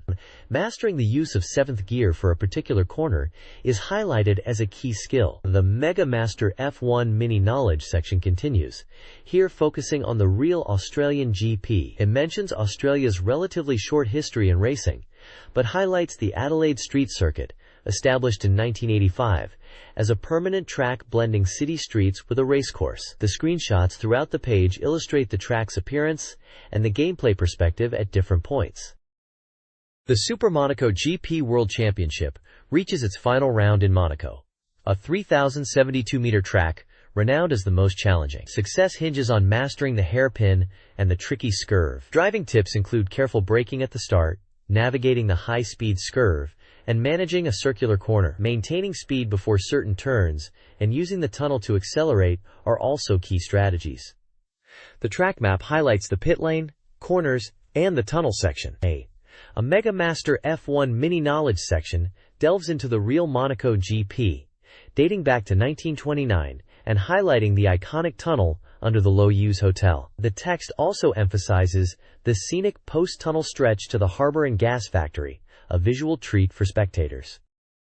This page is the second installment of the Hot-Blooded Mega Drive Declaration, a popular serial feature showcasing the developers committed to the platform in 1990. It features 4 developers posing in boxing gear: Game Arts, Nippon Telenet, Sanritsu Denki, and Unipac, symbolizing their fighting spirit for the Mega Drive. The text highlights the significant growth of the Mega Drive lineup, stating that the number of third-party developers has increased to 23 following the June toy show, with a notable rise in game releases expected by year-end. It boldly proclaims this period is the era of Mega Drive users.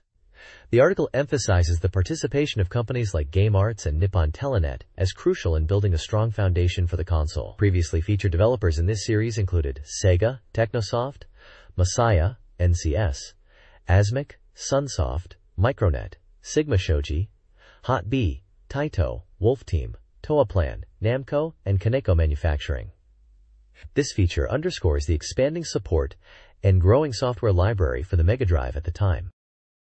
This page presents an interview with Yuji Fukushima, the managing director of Nippon Telenet, as part of the ongoing Hot-Blooded Mega Drive Declaration feature. He discusses the company's strategic move into the console market, starting with PC Engine Crudrom Squared and now challenging the Mega Drive, particularly noting its success in America. Fukushima views the Mega Drive hardware as being especially well-suited for shooting games and targets users who are similar to PC enthusiasts, highlighting their strong interest in hardware. While acknowledging the need to create games with added value to satisfy users, He expresses interest in exploring other genres like RPGs and simulations as they gain a foothold. Initially, Nippon Telenet's strategy on the Mega Drive is to release original titles. Although their first release is the action game Road Blasters, which is a port of the arcade game, their second title, the excellent shooter Gyara's, is confirmed as an original work. The interview indicates plans to expand into various genres, including RPGs and simulations, leveraging their technical experience from developing numerous PC masterpieces like the Valis series and Final Zone, which are listed in a brief company history. Nippon Telenet is committed to challenging new targets on the Mega Drive platform. This page continues the interview with Takashi Fukushima, Managing Director of Nippon Telenet, focusing on their upcoming releases for the Mega Drive. Road Blasters, a port of the arcade driving action game, is scheduled for a November release. You take control of a transporter to deliver goods safely. While the magazine text describes it as vertical scrolling, the screenshots clearly show the classic driving perspective, with various enemies like bikes and buggies attacking you on the road. Following in December is Gyara's, a highly anticipated original horizontal scrolling shooter. Known for its unique system and expected high difficulty, the screenshots showcase intense action against impressive enemies, including a large segmented dragon. Nippon Telenet promises a flashy and innovative experience. In the interview segment, Mr. Fukushima touches upon potential development for the Game Gear in the future, aiming for a release next year if plans proceed. He outlines Nippon Telenet's policy of fostering staff creativity to make games that truly satisfy players, committing to timely releases and continuous improvement for future titles. He also expresses interest in the Super Famicom, but emphasizes their strategy to support multiple platforms, like the Mega Drive, PC Engine, and PC, due to the increasingly competitive hardware market, assuring Mega Drive users they are dedicated to creating enjoyable games. This page features a look into GameArts, a developer renowned for their hit PC titles, as they make their entry into the Sega Mega Drive market. The main focus is an interview with Takeshi Miyagi, the company's managing director of the second development division. GameArts explains their decision to join the Mega Drive platform was influenced by the growing market stability and expansion. Despite their background primarily in PC development, they found working on the Mega Drive surprisingly smooth and easy. Their initial Mega Drive title is Gambler Jiko Chushinpa Mahjong Dojo, leveraging their established expertise in mahjong games like Mahjong Kyushitsu. A key technical advantage they highlight is the Mega Drive's capability to display significantly larger and more detailed characters compared to previous systems, allowing for better representation from the source material. The game is noted as being an original title specifically for the Mega Drive, not a direct port. The page also includes a brief company history, highlighting their diverse portfolio since 1985, including acclaimed titles such as the 3D shooter Sylphid and its sequel Firehawk, the action RPG Zeliard, and the transforming robot action game the XDER, showcasing the deep technical skill they now bring to the Mega Drive. The next page continues the discussion with GameArts about their entry into the Mega Drive market. It confirms their first title is the Mahjong game Gambler Jiko Chushinpa Mahjong Dojo, which features various modes like free match, class battles, and a quiz mode, set for a December release. Excitingly, they reveal plans for 2 more titles, an action game as their second release, and a Sengoku, Feudal Japan, simulation game for their third. GameArts states their focus is on genres they have a strong background in, such as mahjong, action, shooting, and simulation, referencing their PC expertise in titles like Harakiri. They aim to create high-quality, memorable games, and are structured with dedicated teams for each project. The bottom of the page provides a graffiti showcase of their classic PC hits, featuring screenshots and brief descriptions of the iconic transforming robot game, the XDER, the fast-paced 3D space shooter Sylphid, and the gambler Jiko Chushinpa Mahjong game that forms the basis of their first Mega Drive title. They emphasize their commitment to bringing their technical prowess and game design philosophy to the Genesis.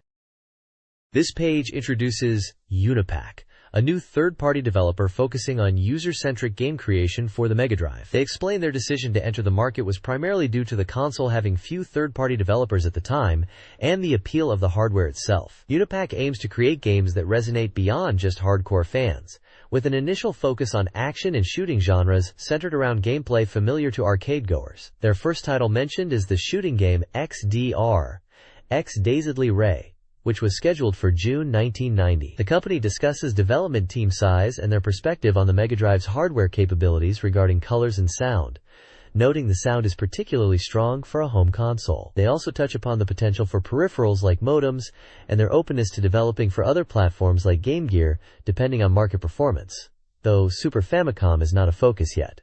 Unipac sees their primary user base as junior high and high school students, but also expects to attract older players who frequent arcades and loyal Sega fans who have followed the brand since the Mark II era. The page includes a brief timeline of the company's establishment and key development milestones, along with a photo of Mr. Hideki Nakajima from their planning department. This page continues coverage of a new entrant into the Mega Drive market, revealing it is Sanritsu Denki. It features an interview segment primarily discussing the shooter XDR, X-Dazedly Ray, confirming its updated release date of August 21st. The developer notes that while development was quick, XDR is designed to be accessible to all players via an option mode, moving towards future titles with more dynamic difficulty.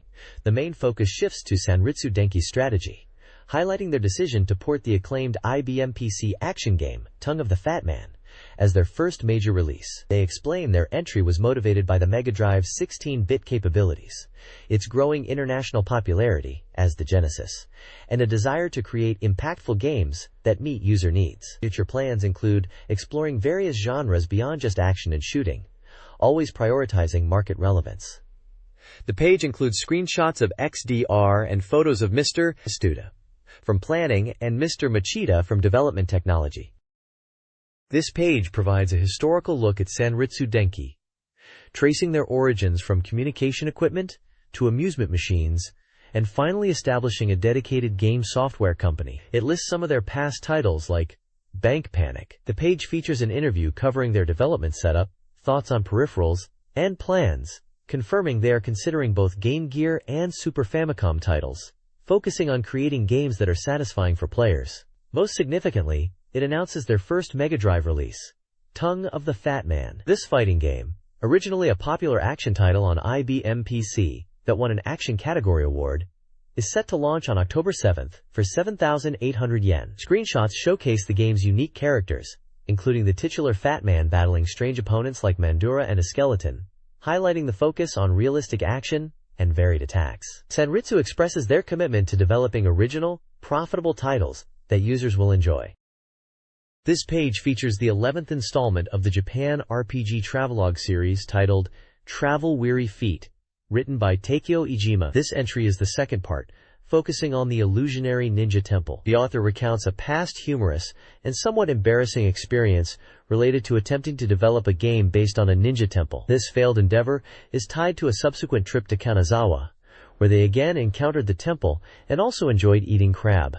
The essay is a personal reflection on the intersection of game development aspirations, travel, and memorable, often comical, moments. The accompanying illustration depicts the author on the phone, appearing distressed and surrounded by crabs, suggesting a chaotic or overwhelming situation, perhaps related to the events described in the travelogue.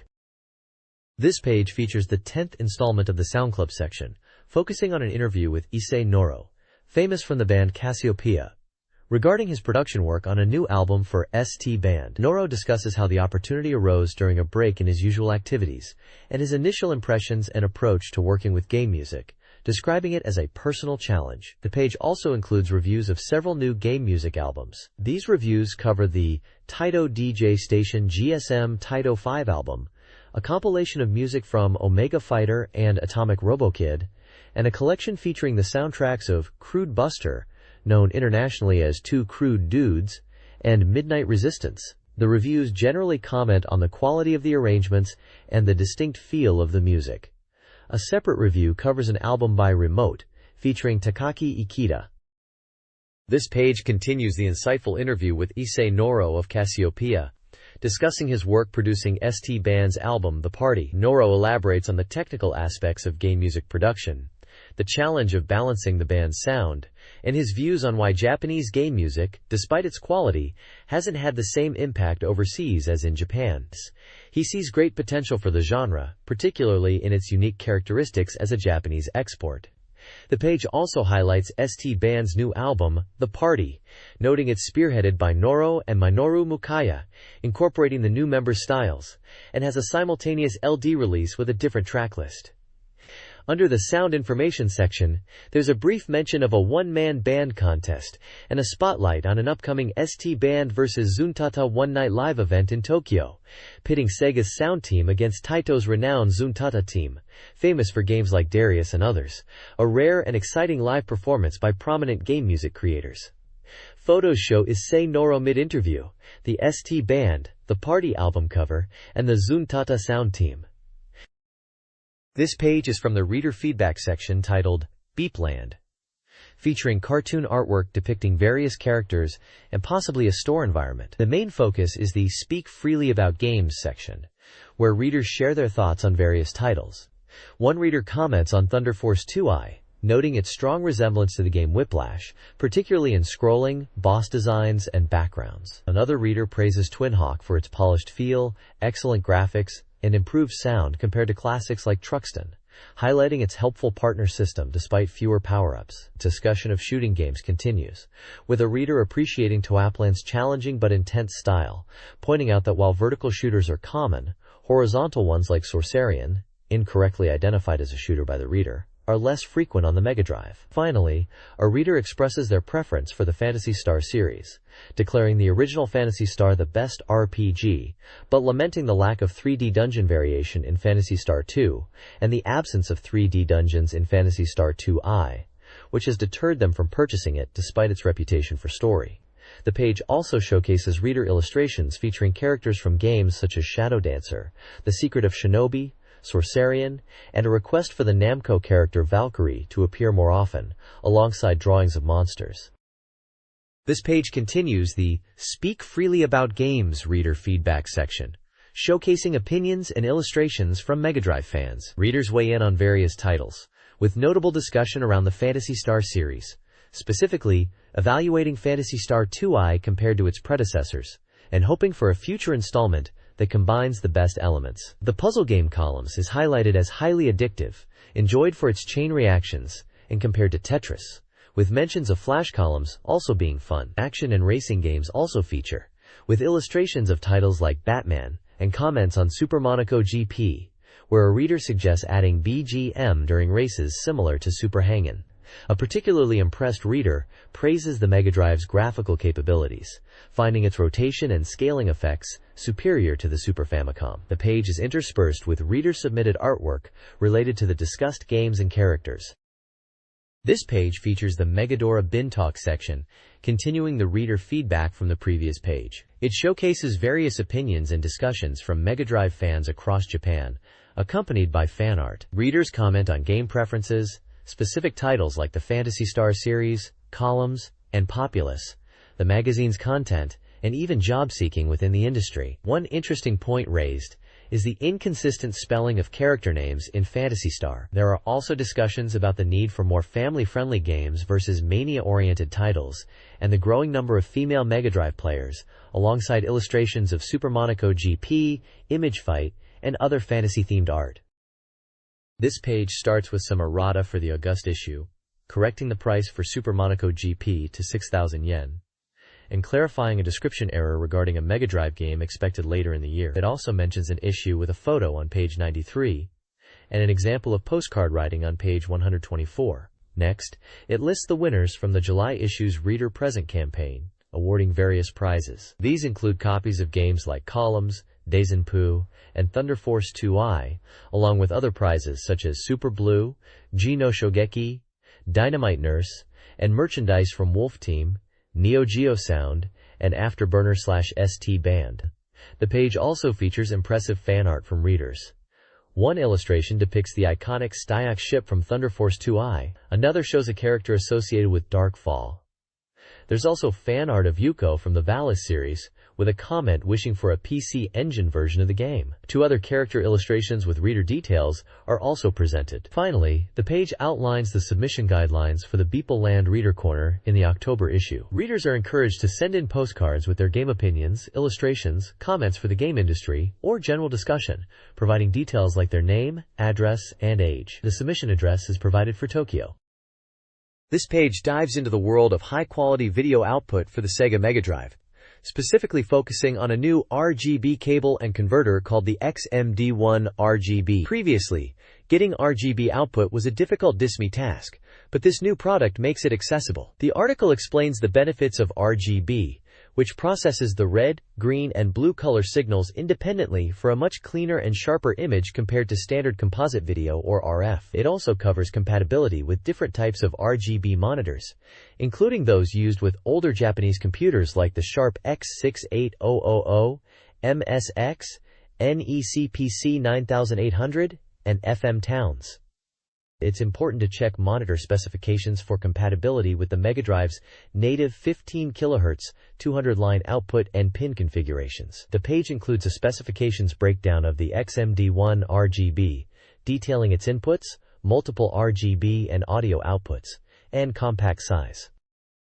This page provides a clear connection guide for the XMD1 RGB, detailing exactly how to hook it up. It's divided into two main sections: outputting to the monitor, and inputting from the MegaDrive. The monitor connection covers using the 15-pin D-sub for analog RGB monitors, mentioning compatibility with screens designed for older Japanese PCs like FM Towns or NECPC 9800 series, and also connecting to 21-pin RGB terminals with a separate converter cable. For the MegaDrive side, it shows connecting the device's 8-pin plug to the console's A/versus out, and using a stereo mini-plug cable for the phone's jack to achieve stereo audio output. Diagrams illustrate the pin configurations for the 15-pin connector. There's also a small correction notice at the bottom regarding a phone number published in the previous issue. This page features a major advertisement celebrating a magazine feature on Santa Mega Drive, highlighting special offers on Sega hardware and software. It previews the Game Gear handheld, stating its September 30th release with a standard price of 19,800 yen, and mentions a special limited offer price for Santa members. The Sega Mega Drive itself is shown with a standard price of 21,000 yen, alongside a fan expansion special price of 11,800 yen for an accessory. A significant part of the page is dedicated to a summer vacation sale event for Mega Drive games, effective until September 5th. Many classic titles are listed with discounted prices, including favorites like Phantasy Star 2 and 2i, Thunder Force 2i, Cyber Police SWAT, Golden Axe, Herzog Zwei, Ghostbusters, Twin Hawk, Ghouls and Ghosts, Forgotten Worlds, and more. The ad notes that items might sell out. Additionally, there's a section for Mark II-I and Master System games, compatible via the Mega adapter, offered at incredibly low prices, like 300, 500, and 800 yen, including titles like Alex Kidd in Miracle World. The page also promotes various peripherals at special prices, such as the Arcade Power Stick, the essential Mega adapter for playing older games, the Mega Control Pad, Sega's own 3D glasses, and even Nintendo 3D glasses noted as being compatible with the Master System. It's a fantastic opportunity to grab some great Sega gear and games at a discount. This page features a special sale event from Santa, a store proclaiming itself the Sega specialty shop. Highlighted are upcoming and recent Mega Drive titles.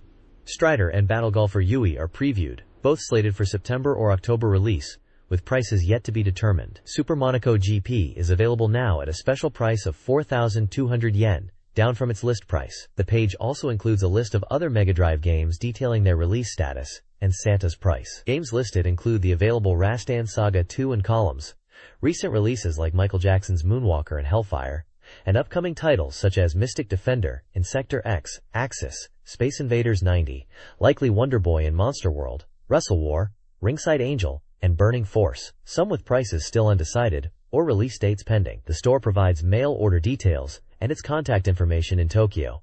They specify they do not handle used goods and confirm former Family Land members' numbers remain valid. This page is an information spread covering various topics relevant to the gaming scene and related technology of the time. It touches upon music production hardware like Korg's Rhythm Workstation S3 and Roland's E-Series intelligent synthesizers, as well as Omicron computer modems, providing details on these different technological offerings. More interesting for RPG enthusiasts is a feature on the Worthblade Handbook, specifically Book of Sauhei Volume 1. This publication dives deep into the world of the Worthblade fantasy RPG, which is based on a popular novel. The handbook is highlighted for its illustrated catalog of Sohei, unique controlled weapons or armor within the setting, providing rich detail for fans. Finally, Sega is actively recruiting members for their official fan club, known as SPEC. or Sega Players Enjoy Club. This club serves as a direct link between Sega's consumer division developers and its dedicated player base, offering activities like a quarterly magazine for members. The recruitment announcement is presented alongside an illustration featuring several distinct characters, likely representative of Sega's diverse game worlds or the club itself. This page features a special report on the body sensation game trend of the 90s, focusing on the thrilling and exhilarating experiences they offer. The main illustration dramatically captures the overwhelming intensity of these games through the reactions of people, seemingly overwhelmed by the motion and excitement, with children exclaiming how scary or thrilling it is. The article highlights various aspects of this trend. One section explores the history of body sensation games, referencing classic racing titles like Outrun. Another dives into high-speed simulation, showcasing experiences that replicate the feeling of driving at 300 km per hour. The feature also touches upon the use of body sensation games in business applications, and teases Sega's new technological advancements in this field, like advanced arcade cabinets or early VR attempts. The text around the illustrations reinforces that this is the body sensation trend of the 90s and recommends these experiences, promising plenty of arcade information within the report. Body sensation games, a genre encompassing experiences like Sega's Outrun and Hang-In, have surprisingly deep roots. While modern iterations arose in the 1980s with arcade games, the core concept, using motion to simulate an experience, dates back 1,000 years. Early examples include the Heisei period's bamboo horseplay in Japan, and stick horses, linked to European chivalry. The development stalled until the 20th century, with the rise of transportation technology. Early amusement rides and simulators, even those used in pilot training, contributed to the genre's evolution. Walt Disney's theme parks in the 1950s fueled the desire for immersive experiences. Sega's Hang-In is ultimately credited as a key moment in the modern era, showing the genre's tight link to technological advancement and entertainment.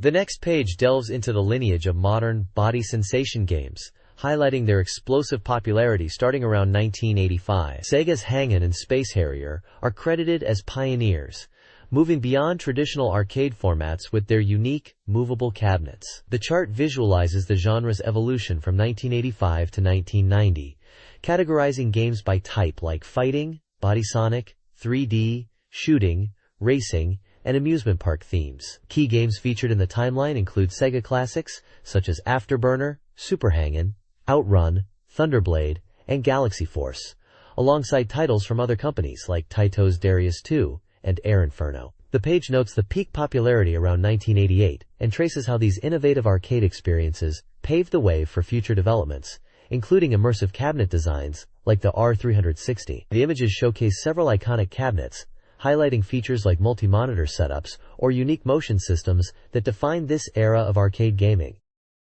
This page dives deeper into the world of 90s body sensation games, continuing the discussion from the previous page and highlighting Sega's groundbreaking R360. Described as a high-tech virtual reality machine for amusement parks, the R360 features a spherical cockpit capable of full 360-degree rotation on 2 axes, offering an unparalleled sense of movement. It initially came loaded with the intense dogfight game Glock, but it's also designed to work with Laserdisc video content, allowing for immersive experiences simulating jet coasters or even rides based on things like Star Wars. The review notes its sophisticated systems for video, audio, and complex motor controls, positioning it as a major step in arcade evolution towards more elaborate entertainment. The page also looks at Mini F1, a more accessible motorsports experience using karts powered by snowmobile engines. This isn't just a simple ride.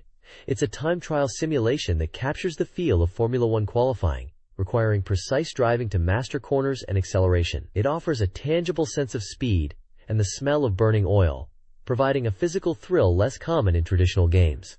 Additionally, the page includes a brief guide to popular amusement parks, mentioning places like Tokyo, Disneyland, and Korakuen Amusement Park, and highlighting some key attractions at each.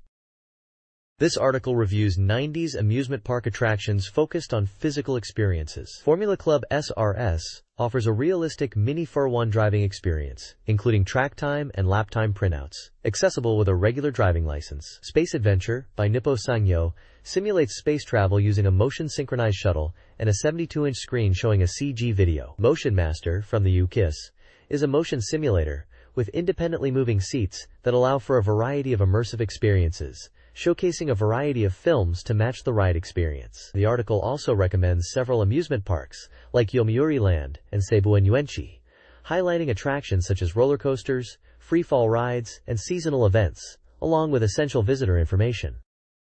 This page continues exploring the exciting 90s shift towards immersive, physical gaming experiences found in amusement parks. We delve into Namco's ambitious Galaxian Cubed, a massive attraction featuring a 360-degree screen where up to 28 players become crew members fighting alien invaders in a 3D CG space world. This wasn't just passive motion, it was a full-scale battle simulation leveraging Namco's advanced technology, offering a true sense of participation. Details on its specs, like the hydraulic motion system and multi-screen setup, highlight the scale of this attraction. Next, we look at Sega's Sega Super Circuit, a realistic racing simulator based on the mechanics of Outrun. Here, players sit in moving cockpits and race RC cars equipped with cameras on a specially designed course, providing a high-speed sensation. The review notes the competitive edge from multiplayer races and the detailed feedback through the cockpit's movement. Finally, a section highlights various amusement spots across Japan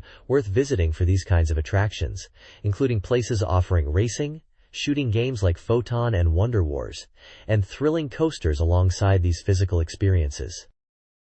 The early 90s saw a rise in sensory gaming. The Uno's Roadster Drive Simulator, a Namco and Mazda collaboration, used real Uno's Roadster parts and a 3-screen display for immersion. It was incredibly popular, even installed in dealerships for test drives. Based on Namco's Winning Run, it provided a realistic driving experience. Sega's RC Car Simulator let players control camera-equipped RC cars on dynamic tracks with varying elements, offering a high-speed racing experience. Recommended amusement spots across Japan, like Expoland and Space World, showcased these cutting-edge sensory gaming attractions. This page continues the BeepMD Hot Menu feature and dives into Wolf Team's action title, FZ Axis.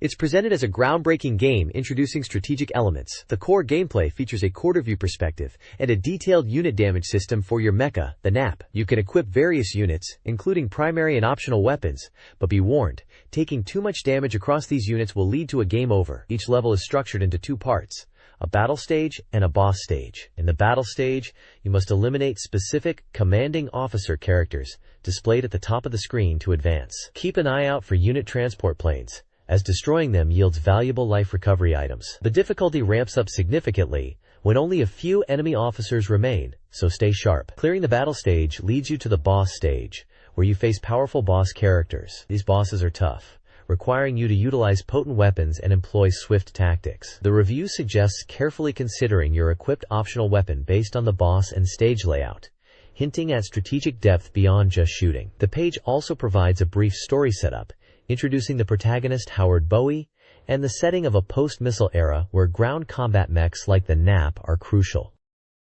The next page continues the FZ Axis feature, focusing on the game's unit and weapon systems and providing strategic tips for stages 2 through 4. It introduces the 14 initial unit types available, distinguishing between hand weapons with unlimited but weaker fire and option weapons with limited but powerful attacks, recommending option weapons for boss battles. The page includes a table detailing the effects of these weapons and offers suggestions for unit loadouts, showing screenshots of setups using the normal gun, shotgun, napalm, side gun, and giant missile, with brief notes on their utility. Furthermore, the page offers key strategies for navigating stages 2, 3, and 4. Stage 2's desert environment and pillars affect movement, and players are warned about the multiple pursuit units in the boss fight. Stage 3's valley setting makes dashing difficult due to obstacles, and features a boss on a precarious platform, advising careful movement. It also points out item-carrying transport planes. Stage 4 takes place in a dark arena with limited visibility, suggesting slow, cautious movement to react to enemies. The boss is said to be easier than the first, focusing on dodging, though it utilizes guided missiles that require quick elimination. This section acts as a helpful guide for players tackling the early mid stages. This page details FZ Axis units and provides strategic tips for stages 2 through 4, covering weapons, environments, and bosses. This page features the Sega Mega Drive game, Fat Man, developed by Sanritsu Denki, launching October 12th for 7,800 yen. This is Sanritsu Denki's first Mega Drive title, a port of the hit IBM PC action game, Tongue the Fat Man. Described as more than just a typical fighting action game, Fat Man involves one-on-one battles against a variety of opponents. A key element is the progression system, where defeating enemies earns prize money. This money can be used to buy items, recover health, and power up your character, adding an RPG-like layer to the fighting. The combat itself is highlighted as solid, featuring basic moves like punches, kicks, movement, crouching, and jumping. Complex moves are executed by combining button inputs. Each character also has unique special attacks, like the protagonist's fire breath. The page also shows screenshots demonstrating various moves like crouching, punching, special attacks, backflips, jumps, high kicks, low kicks, and crouching high kicks, corresponding to inputs detailed in a table. The game supports two-player versus mode, aiming to be a full-fledged fighting action experience. This page delves deeper into the unique gameplay of Fat Man. It highlights the importance of items in deciding the outcome of battles. There are many types of items with varied effects and prices, and strategically choosing items based on the opponent's characteristics is crucial. The game features a dozen different items, each with a distinct effect, such as restricting opponent movement, preventing attacks, causing confusion, slowing them down, granting immunity to damage, freezing, turning invisible, creating damaging smog, summoning killer bees, causing slips, or creating earthquakes. The opponent can also use items, so knowing their effects is important. The page also introduces the main characters you'll encounter. It lists 12 different fighters you'll face, each with their own unique appearance and stats like height, weight, and age. Images of the characters like Edwina, Weasel, McFire, El Toro, Bonaparte, Speedra, Guano, Robochick, Rex, Shiba, Mondu, and Buff are shown. The screenshots demonstrate some of the item effects in action, showing the game's vibrant combat. The game supports both single-player matches against the computer and a two-player versus mode, making it a complete fighting game experience. Atomic Robo Kid, a shooting game developed by Treco for the Sega Mega Drive, offers a robust experience for fans of the genre. Set in a post-nuclear war world, players control Robo Kid, whose mission is to find yuvs deep underground. The game features diverse stages, power-ups, and giant bosses, promising a challenging and engaging experience. Gameplay is simple, with an 8-way directional pad, a shot button, and a weapon select button.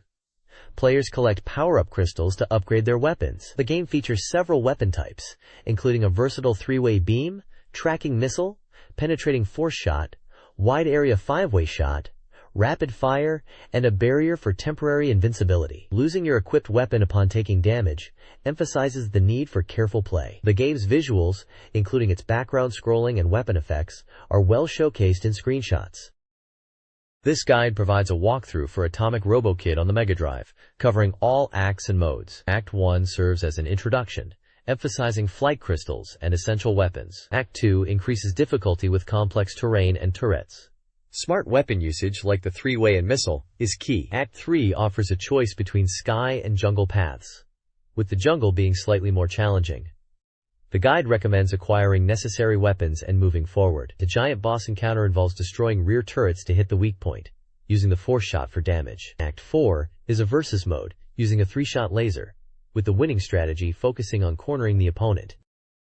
This page introduces XDR, X-Dazedly Prey, a new horizontal scrolling power-up shooter from a publisher called Unipack, released in August 1990. The game casts you as the pilot of the small fighter DER, tasked with annihilating the invading Guardia army that has appeared on the beautiful planet Sephiroth. The mystery behind the Guardia's motives forms the core of your mission. The highlight is the extensive power-up system. You have 2 main attack buttons, A for shots and B for missiles. Picking up items changes your shot type between wide beam, laser, and wave, each with distinct properties. Selecting the same item multiple times strengthens the current weapon.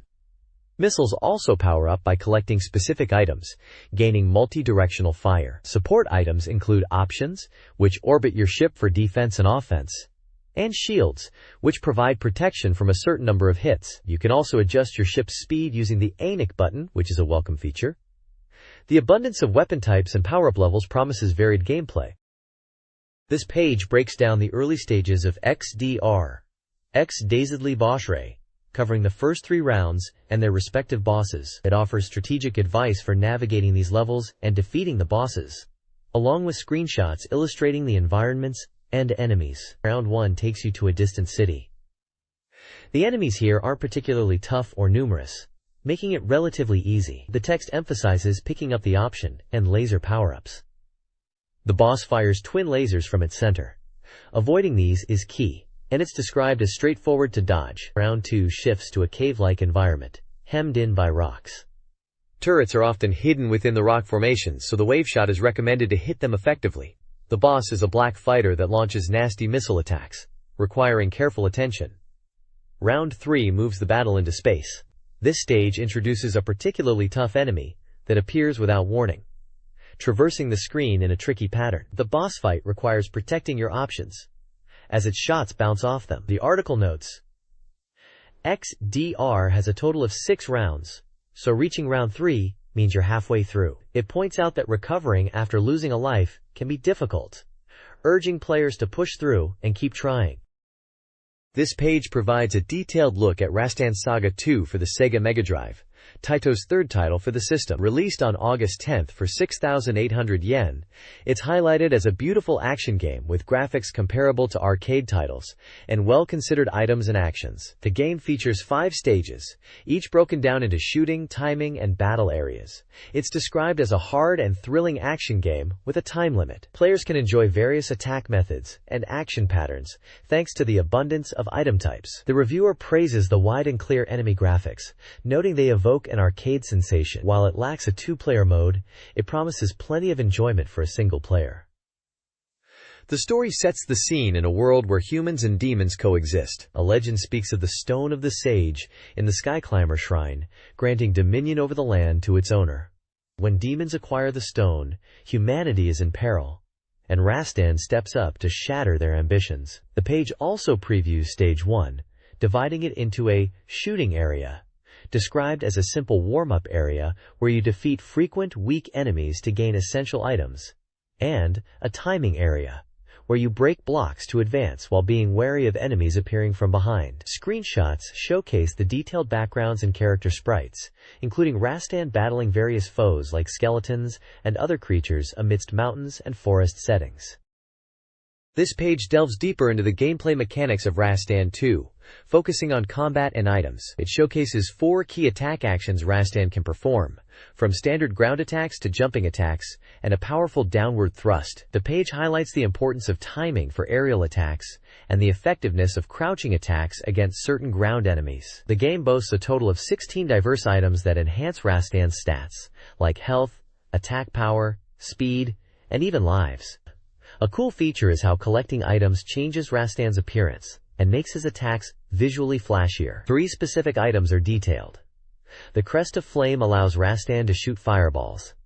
The Hydra's Fang creates a spinning shield, and the powerful Crest of Thunder scatters lightning around Rastan. Beyond combat, the page illustrates the rope-swinging mechanic, a crucial element for traversing stages and avoiding enemies. Finally, it previews a battle against a boss in a dedicated arena, described as a formidable opponent with a whip-like tail. The strategy suggested involves using the boss's paws after attacking to strike, emphasizing hit-and-run tactics and quick, decisive battles, although this can drain health rapidly. Screenshots throughout the page demonstrate these actions and items in play.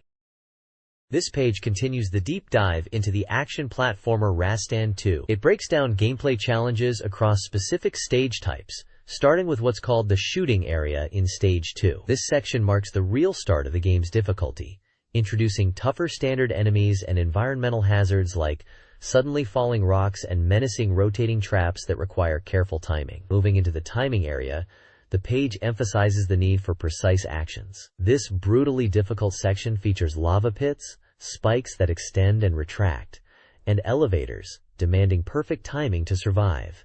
Even minor missteps can lead to instant death. The reviewer suggests players should expect to die multiple times to learn the patterns. This area also leads into a boss battle zone. Finally, Stage 3 is introduced, where the difficulty ramps up significantly. This stage is described as a complex mix of shooting and timing elements. The graphics and animations for traps and enemies are highlighted as particularly detailed and impressive, though this visual flair contributes to how challenging the stage is to clear. Specific traps within Stage 3 are shown, including ground that acts like a conveyor belt causing damage if you're not paying attention, and areas with dangers from both the ceiling and the ground, such as bouncing fireballs near elevators, all while the time limit constantly pressures you.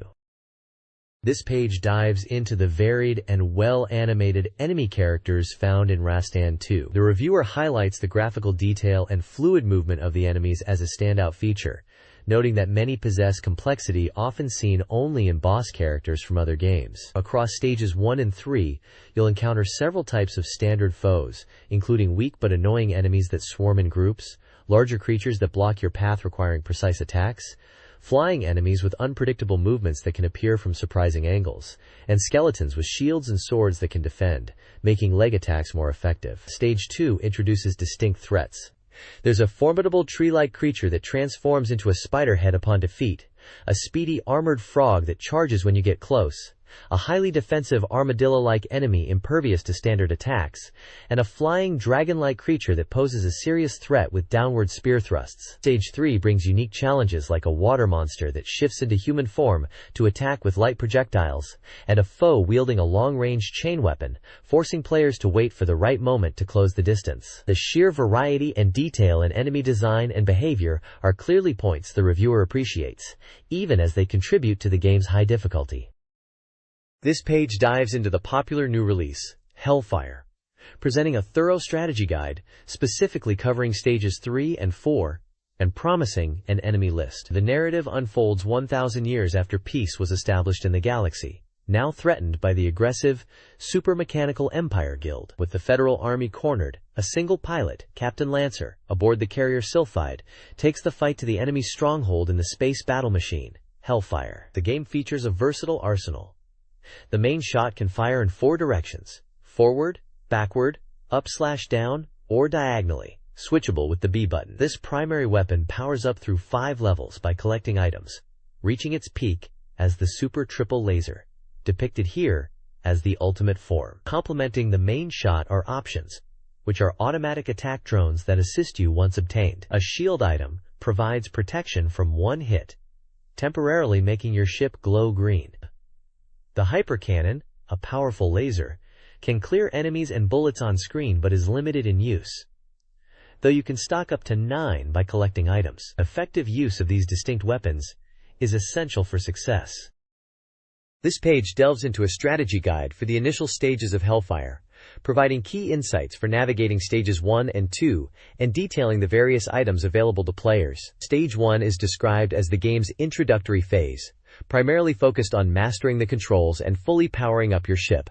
It features the Ralgus as a significant enemy, which requires destroying its turrets before the core, and culminates in a showdown with the Belgedal boss, a tough opponent with many turrets whose core cleverly evades shots, demanding strategic movement and targeting. Stage 2 shifts to a desert environment, noted for its visually unique enemies, despite a significant jump in difficulty. Notable foes include the path-blocking Nephel, the amusingly animated Ghoul, and a specific challenge known as the Coffin Attack. The Stage 2 boss, referred to as Female, is highlighted as being extremely difficult. Players must focus fire solely on her core, while enduring intense bullet patterns, as even the hyper cannon isn't instantly effective here. The guide also explains the item system. Power-ups enhance your main weapon, while options provide automated support, limited to 1. The shield offers temporary invincibility for 1 hit. The hyper cannon stocks up for powerful screen-clearing attacks, and the rare 1-up grants an extra life. A crucial warning is issued regarding the speed-up item. Collecting too many can make your ship too fast and uncontrollable, potentially leading to self-destruction. Bonus items simply increase your score. This page continues the Hellfire strategy guide, moving into Stage 3.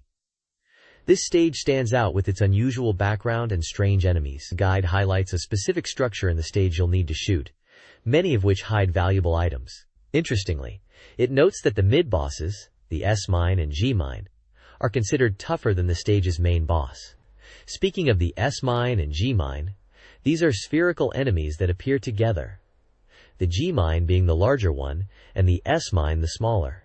They have a core and move with a predictable pattern, making evasion crucial. For a quick victory, the guide recommends using the hyper cannon. The G-mine can be destroyed in just 2 hits with it. A key strategy for navigating this stage and dealing with enemies like the fast-moving tigers is mastering the diagonal shot. The guide specifically shows how to use the rocky terrain as cover while utilizing your blue shots effectively. The tigers are persistent enemies that always face you with their main gun. Other enemies featured in Stage 3 include the stationary ace cannon, the rotating pearl which obstructs your path, and the wobbling grape bombs. For both the pearl and grape, the tip is to shoot them down from above. The guide also mentions another enemy, a Doru, which will be detailed on a later page.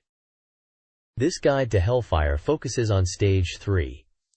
Beware of invisible enemies, as turrets can disappear off-screen based on your vertical position. Be mindful of Shutram, Ikakun, which pops up and shoots. Eliminate them in the air to mitigate the danger.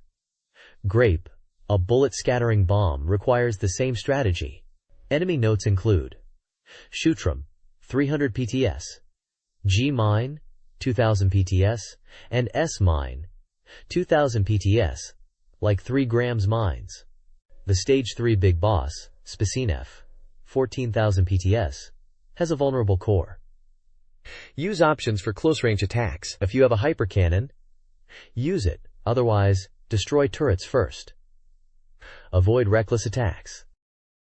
The next page dives into Stage 4 of Hellfire, shifting the action to a waterfront environment. Emerging from a dense forest, you arrive at a large lake, teeming with various aquatic life including fish, flying fish, and even merfolk-like creatures, with an underwater volcano also present. The primary challenge here is shooting down fish that leap from the water with precise timing, which the reviewer notes offers a unique kind of enjoyment compared to standard shooting sections. This stage is populated by numerous fish-like mechanical enemies. There's no mid-boss, but the final boss is the Satchel Mouse, notable for being just a face and having an unusual attack where it launches its eyes. Detailed enemy profiles are provided for the inhabitants of the Super Mechanized Empire Guild for this stage.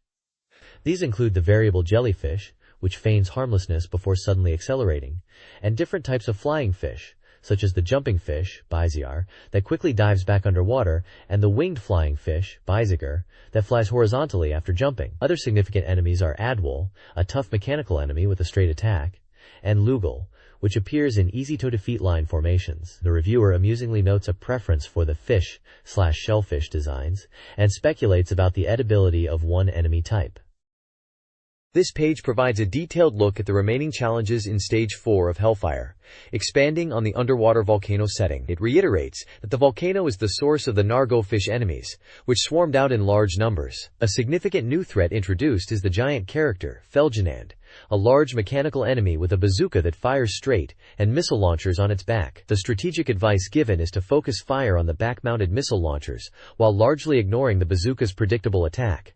Also detailed are other Stage 4 enemies, including the Solid, an enemy that starts slow but accelerates suddenly, suggesting ramming is a key tactic against it, and the Nargo fish again, described as baked fish, that emerge from the volcano. The primary focus is the Stage 4 boss, the Satchel Mouse.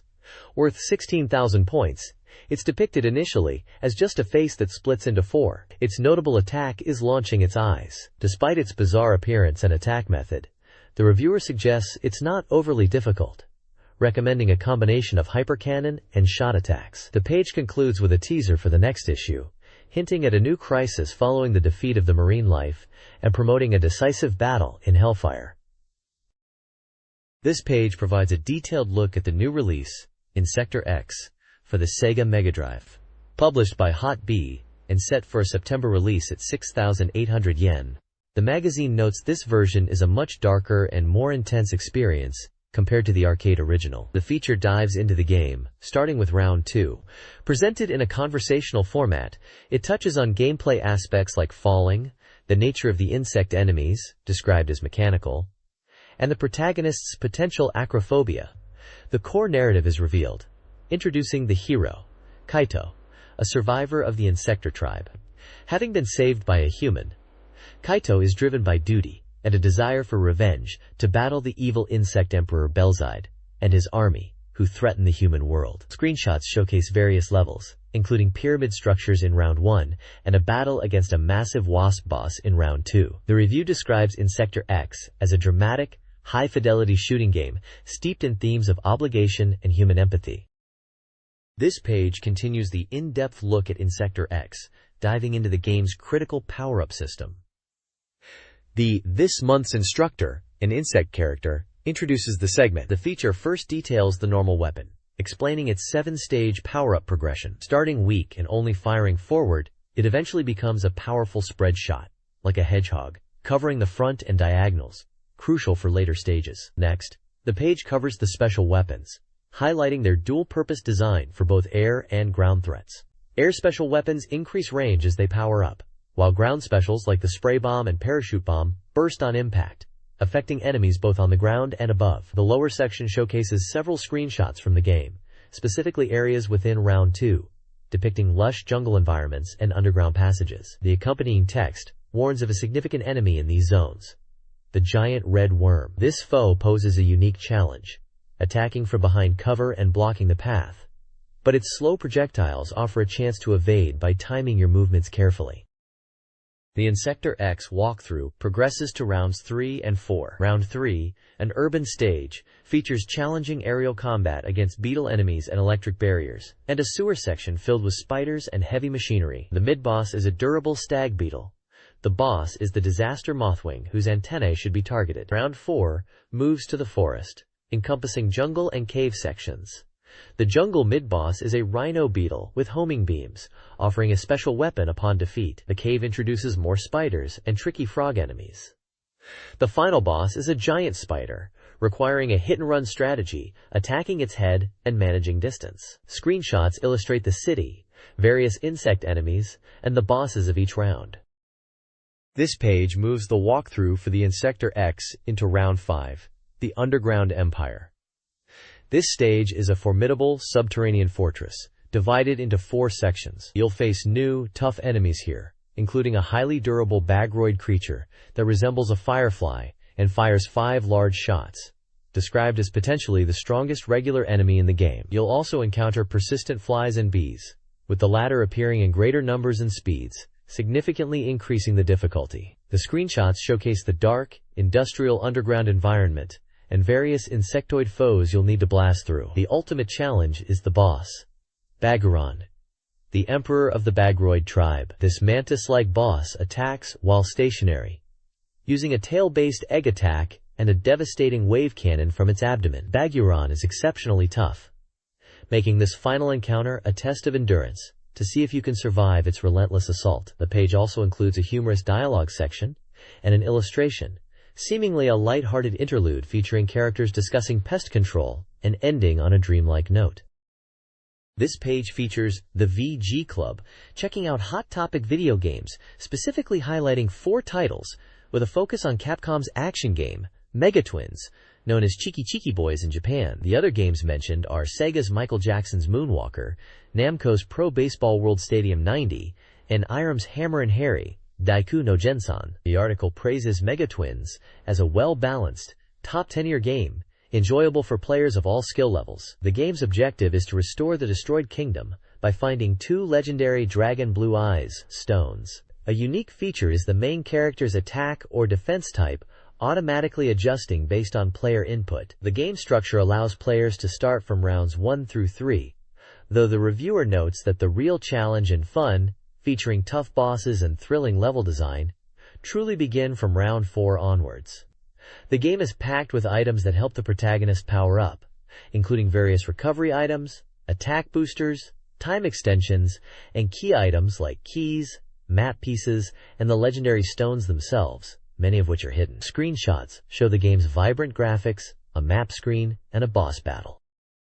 This page continues the focus on Megatwins, detailing the early challenges in rounds 1 and 2. Round 1 is presented as a 2-stage area featuring a mid-boss, Baikinkin, and the final boss, Magumaji. Players are advised to attack Magumaji when it emerges from the ground and focus on destroying its arms. A helpful blue health recovery capsule is hidden in a treasure chest below the Baikinkin encounter. The latter part of Round 1 takes place in a cave filled with treasure chests containing numerous coins and some valuable items. Round 2 shifts to a sky stage, where the protagonist gains the ability to fly. This round introduces mid-bosses like Obaku-kun and Typhoon-kun before the main boss fight. The boss utilizes magical orbs, fireballs, and fire breath attacks. The strategy recommended is to keep a close eye on the boss's health gauge, located on the left side of the screen while attacking. Successfully defeating this boss unlocks a bonus stage.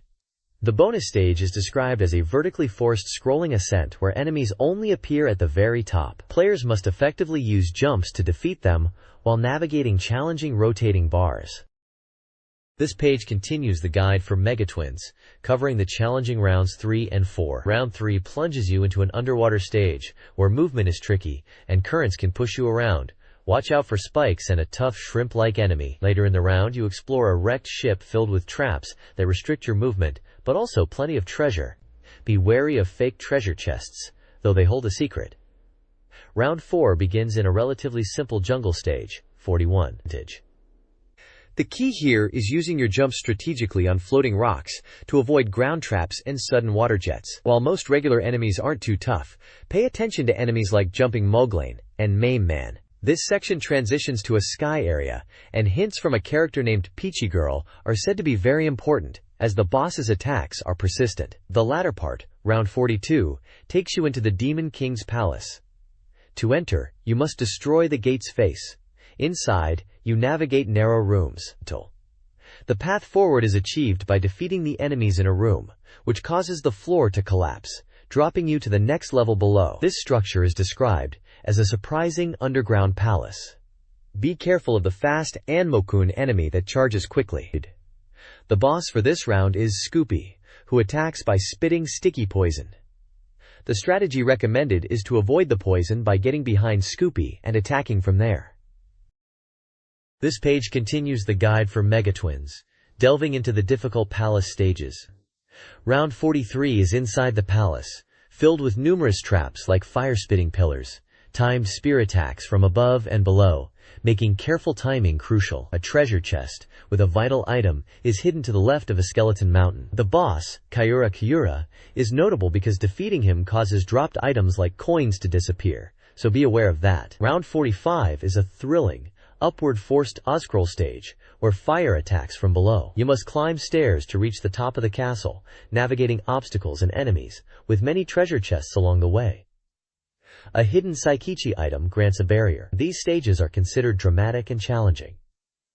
The page also introduces World Stadium 90, a new baseball game by Namco. It boasts updated team data, easy controls, detailed simulation, and strong two-player action, all playable for just 1 coin. This page features 2 exciting action games. First up is Michael Jackson's Moonwalker, described as a rhythmic action game packed with Michael's charm. It highlights Michael's deep involvement, collaborating on everything from game balance to detailed elements. Playing it feels like watching a promotional video, but the key difference is you get to be Michael, rescuing kidnapped children. The gameplay centers on Michael's unique attacks emanating from his arms, which can be charged up for increased range and power. Holding the button makes him perform the moonwalk.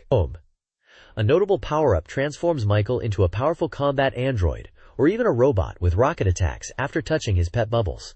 The game is designed for anyone to enjoy, not just hardcore gamers, with features like multiplayer, and continues making it accessible. Below that is Ireme's new release, Hammer and Harry.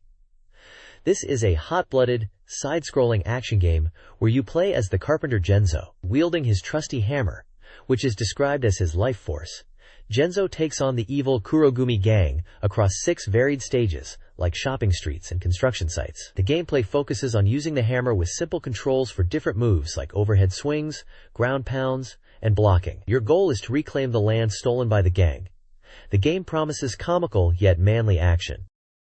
This page focuses on the upcoming launch of the Sega Game Gear handheld console. It reveals the likely release date is September 30th, with 3 Sega launch titles: the classic puzzle games Columns and Pengo, and the racing game Super Monaco GP. The page then dives into the first announced third-party game, Wolf Team's Zangear, slated for October 10th. This is a historical simulation game set in Japan's Warring States period.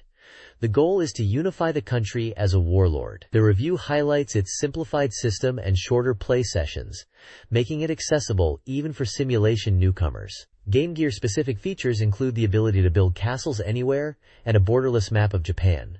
Improvements over the PC version. Screenshots show the title screen and strategic map views. Brief descriptions and screenshots are also provided for the 3 Sega launch titles, confirming Pengo is a puzzle game, Columns is the well-known falling block puzzle, and Super Monaco GP is a racing simulation familiar from the arcade and Genesis. This page shifts focus to the Mega Drive Cheat League, Volume 5, inviting readers to submit their game tips and tricks. It features cheats for 3 classic titles. First up is a tip for the puzzle game Columns, detailing a method to make gems disappear by stacking them just off screen. Next are cheats for Twin Hawk, listed as Dazen Pools. One trick describes how completing laps around your base can upgrade your helicopter to a higher performance version, eventually turning into a jet for increased speed.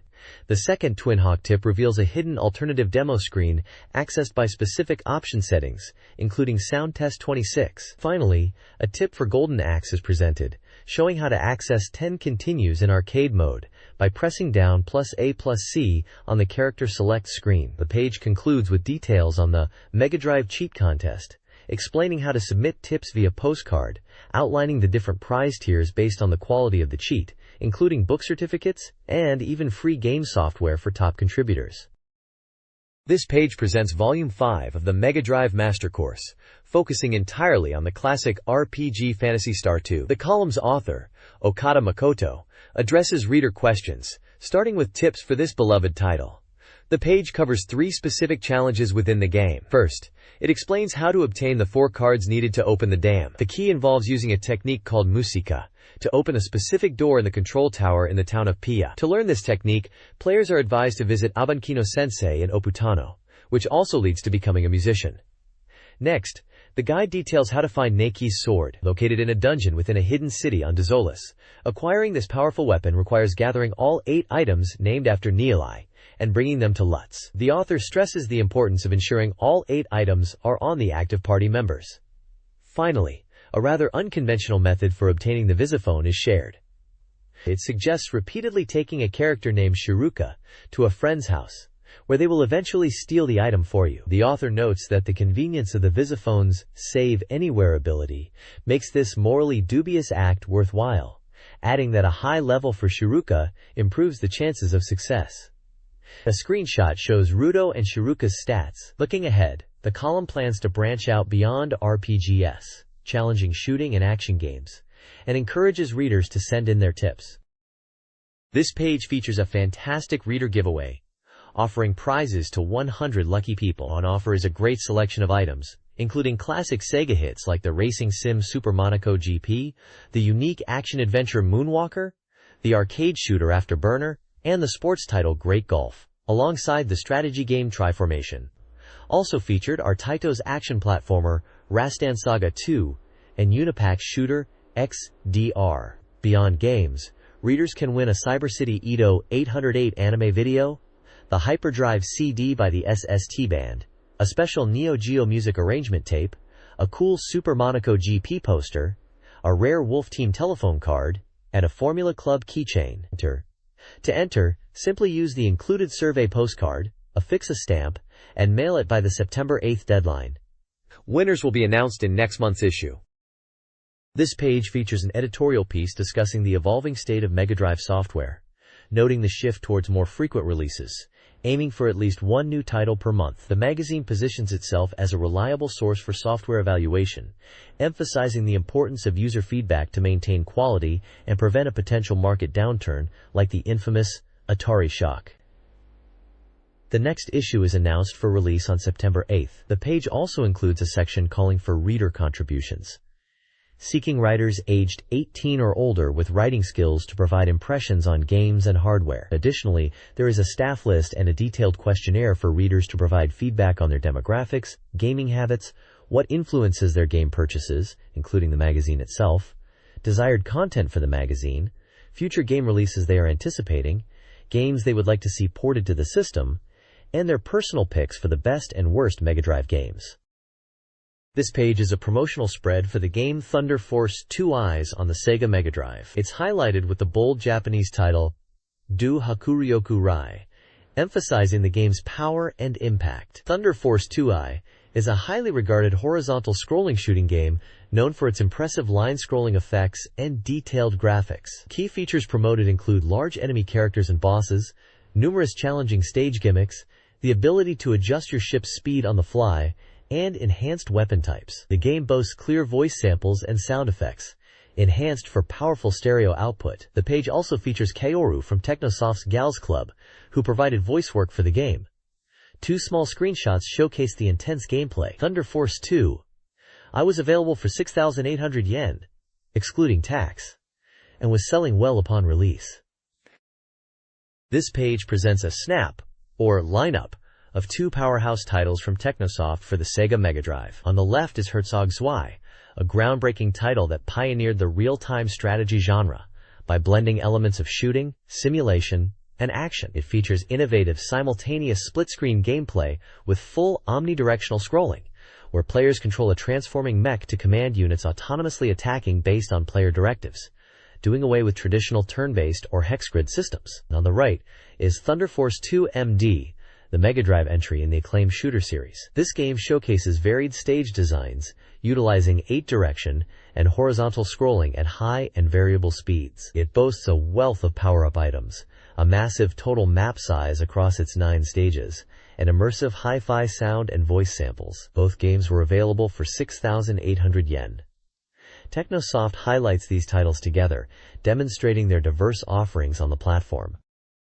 This page features a lineup of diverse titles for the Sega Mega Drive. Prominently displayed is Gain Ground, a distinct action strategy game where players navigate complex levels to rescue hostages. It's described as a simulated battle system set in a world gone wild, available for 6,000 yen. Further down, under a banner announcing a succession of powerful new games, are two more titles. Crackdown is presented as a maze action game where players must penetrate enemy bases, defeat artificial humans, and use time bombs to destroy objectives, also priced at 6,000 yen. Completing the game's spotlight is Battle Golfer, a game promising to transcend the golf genre with unique battle elements. Players challenge a mysterious organization on the golf course for 6,000 yen. The page also includes a brief advertisement for the Sega Mega Drive console itself, emphasizing its 16-bit capabilities for 21,000 yen.